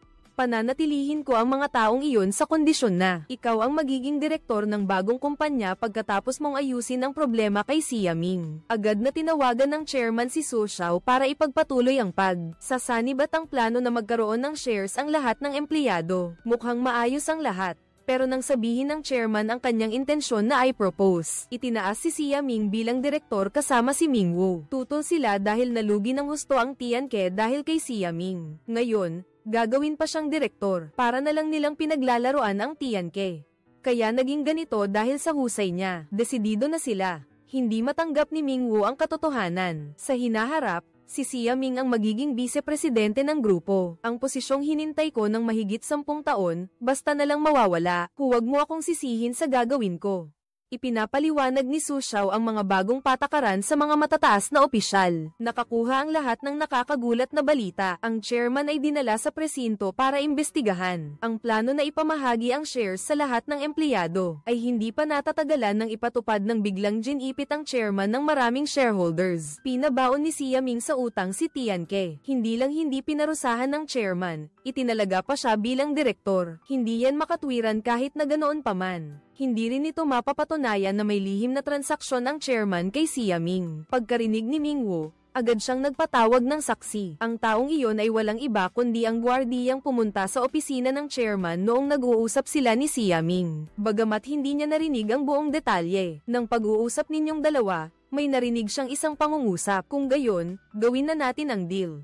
Isang pangungusap lang, paano mo masasabi na may ibig sabihin iyon? Pagkatapos, inilabas ni Mingwu ang lupaing agrikultural sa labas ng bayan. Malinaw na alam ng chairman ang tungkol dito, pero hindi niya ito sinabi kahit kanino. Sa kabila nito, patuloy pa rin nilang pinagkakatiwalaan si Siaming, na siyang nagdulot ng pagdududa sa mga naririto nang matapos ang pagpupulong. Sinimulan ni Mingwu ang kanyang plano. Tinawag niya si Su Xiao sa kanyang opisina, umaasang magagamit niya ang posisyon bilang direktor ng negosyo ng kumpanya para suhulan si Su Xiao na kumampi sa kanya laban sa presidente. Ngunit pagkarinig niya nito, agad siyang tumayo at umalis. Pagkaalis ni Su Xiao, agad niyang ibinaling ang atensyon niya kay Siaming. Sinasabing alam niya ang lahat ng ginagawa nito. Kung matutulungan mo akong maupo sa upuang chairman, ang lupang agrikultural na iyon at ang kumpanyang Tianke, na hiwalay sa korporasyon, lubos kung kayang tuparin ang kondisyon mo. Ang pinakamagandang paraan ngayon ay magkasama tayong sumakay sa iisang bangka. Pagkatapos humiwalay ang Tianke,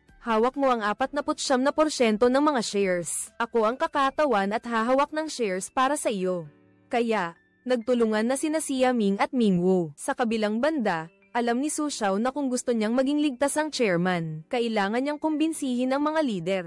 Pumunta siya kay Ziping. Nagkunwari siyang hindi naririnig na ikaw lang ang nagpunta para hanapin ang head ng HR. Pero naguguluhan din ang head ng HR ngayon, kapag kumalat to. Siguradong si Mingwu ang magiging chairman, wala ka nang magagawa. Pagkarinig nito, tumalikod si Su Xiao at umalis. Sa puntong ito, sinimulan ng kumbinsihin ng dating assistant ng chairman ang head ng HR. Tulungan si Su Xiao habang hindi pa siya nakakalayo. Sa huli, nagdesisyon ng head ng HR, ipapatawag ko ang lahat para magpulong. Kung makukumbinsi mo sila o hindi, nakasalalay na sayo. Di nagtagal, dumating na sa meeting room ang mga miyembro ng board. Ipinaliwanag ni Su Xiao na ang mga tao sa bahay sa lupang agrikultural ay pawang mga empleyadong nagbigay ng kanilang buong makakaya para sa korporasyon. Ang mga dating naghirap ng labis ay napunta ngayon sa sitwasyong walang matirhan. Sa tingin ko, ang narating ng korporasyon ngayon ay dahil sa pagsisikap ng lahat ng miyembro ng kumpanya. Kaya dapat tayong magkaisa. Pagkatapos ng ilang pagpapaliwanag, sa wakas, nakumbinsi ni Su Xiao ang mga lider. Ang resulta ng pumunta si Ziping para hanapin si Mingwu, nagkaroon ng insidente. Nakita ni Ziping ang testimonya na mismong si Siaming ang sumulat, kaya lumingon siya kay Su Xiao at sinabing, "Ngayon, hindi na talaga kita matutulungan." Hawak ni Mingwu ang mahalagang ebidensya. Sa pagkakataong ito, labis siyang nagmamayabang, ngunit pagbalik niya sa opisina, nakita niya ang isang figura na ayaw niyang makita. 15 taon, magkasama ang dalawang magkapatid. Matagal nang hindi nasisiyahan si Mingwu sa chairman. Iniisip niyang napilitan siyang magrebelde dahil sa chairman, pero hindi ganoon ang iniisip ng chairman dati. Pinili kong manahimik dahil gusto kong bigyan siya ng pagkakataong magbago, pero lumalala pa siya. Huwag na tayong magsayang ng oras. Magkikita tayo sa susunod na pagpupulong ng mga shareholder. Nakipag-ugnayan na ang secretary sa lahat pero walang gustong kumampi sa chairman sa pagpupulong ng mga shareholder. Binasa ni Xia Ming ang mga kasalanan niya sa harap ng lahat para mapanatili ang lupa para sa mahigit 30 pamilya ng mga retiradong empleyado. Hindi ko maaaring hindi sang-ayunan ang kahilingan ng chairman. Matapos malaman ni Boss Ming Wu ang nangyari, buong puso niya akong pinayuhan na maging matuwid. Kaya hindi ko na may tatago ang tungkol sa chairman. Pagkatapos magsalita ni Xia Ming, ginamit ni Ming Wu ang lupang agrikultural. Inakusahan niya ang chairman na gustong kunin ang pakinabang ng kumpanya at gawin itong sarili. Habang nag-uusap ay gusto pang tawagin ang gwardya noong araw na iyon para magharap. Ang hindi niya inaasahan ay sa puntong ito, si Ha Ming ay tumalikod at ibinunyag ang kanyang balak nang hindi alam ng mga tao kung sino ang paniniwalaan. Inilabas ni Xia Ming ang ebidensya, ang video recording ng pag-uusap nilang dalawa noong nakaraang araw. Sa wakas, nagbayad si Ming Wu sa mga ginawa niya. Ngayon lang nagsalita ang chairman dahil dati nagpasa si Zo ng mungkahi na hatiin ang mga parte sa mga empleyado. Galit din ako, pero pagkatapos ng nangyari sa lupaing agrikultural, doon ko lang naintindihan kung ano talaga ang responsibilidad sa lipunan. Hindi lang sa akin at sa inyo ang korporasyon. Pag-aari itong lahat.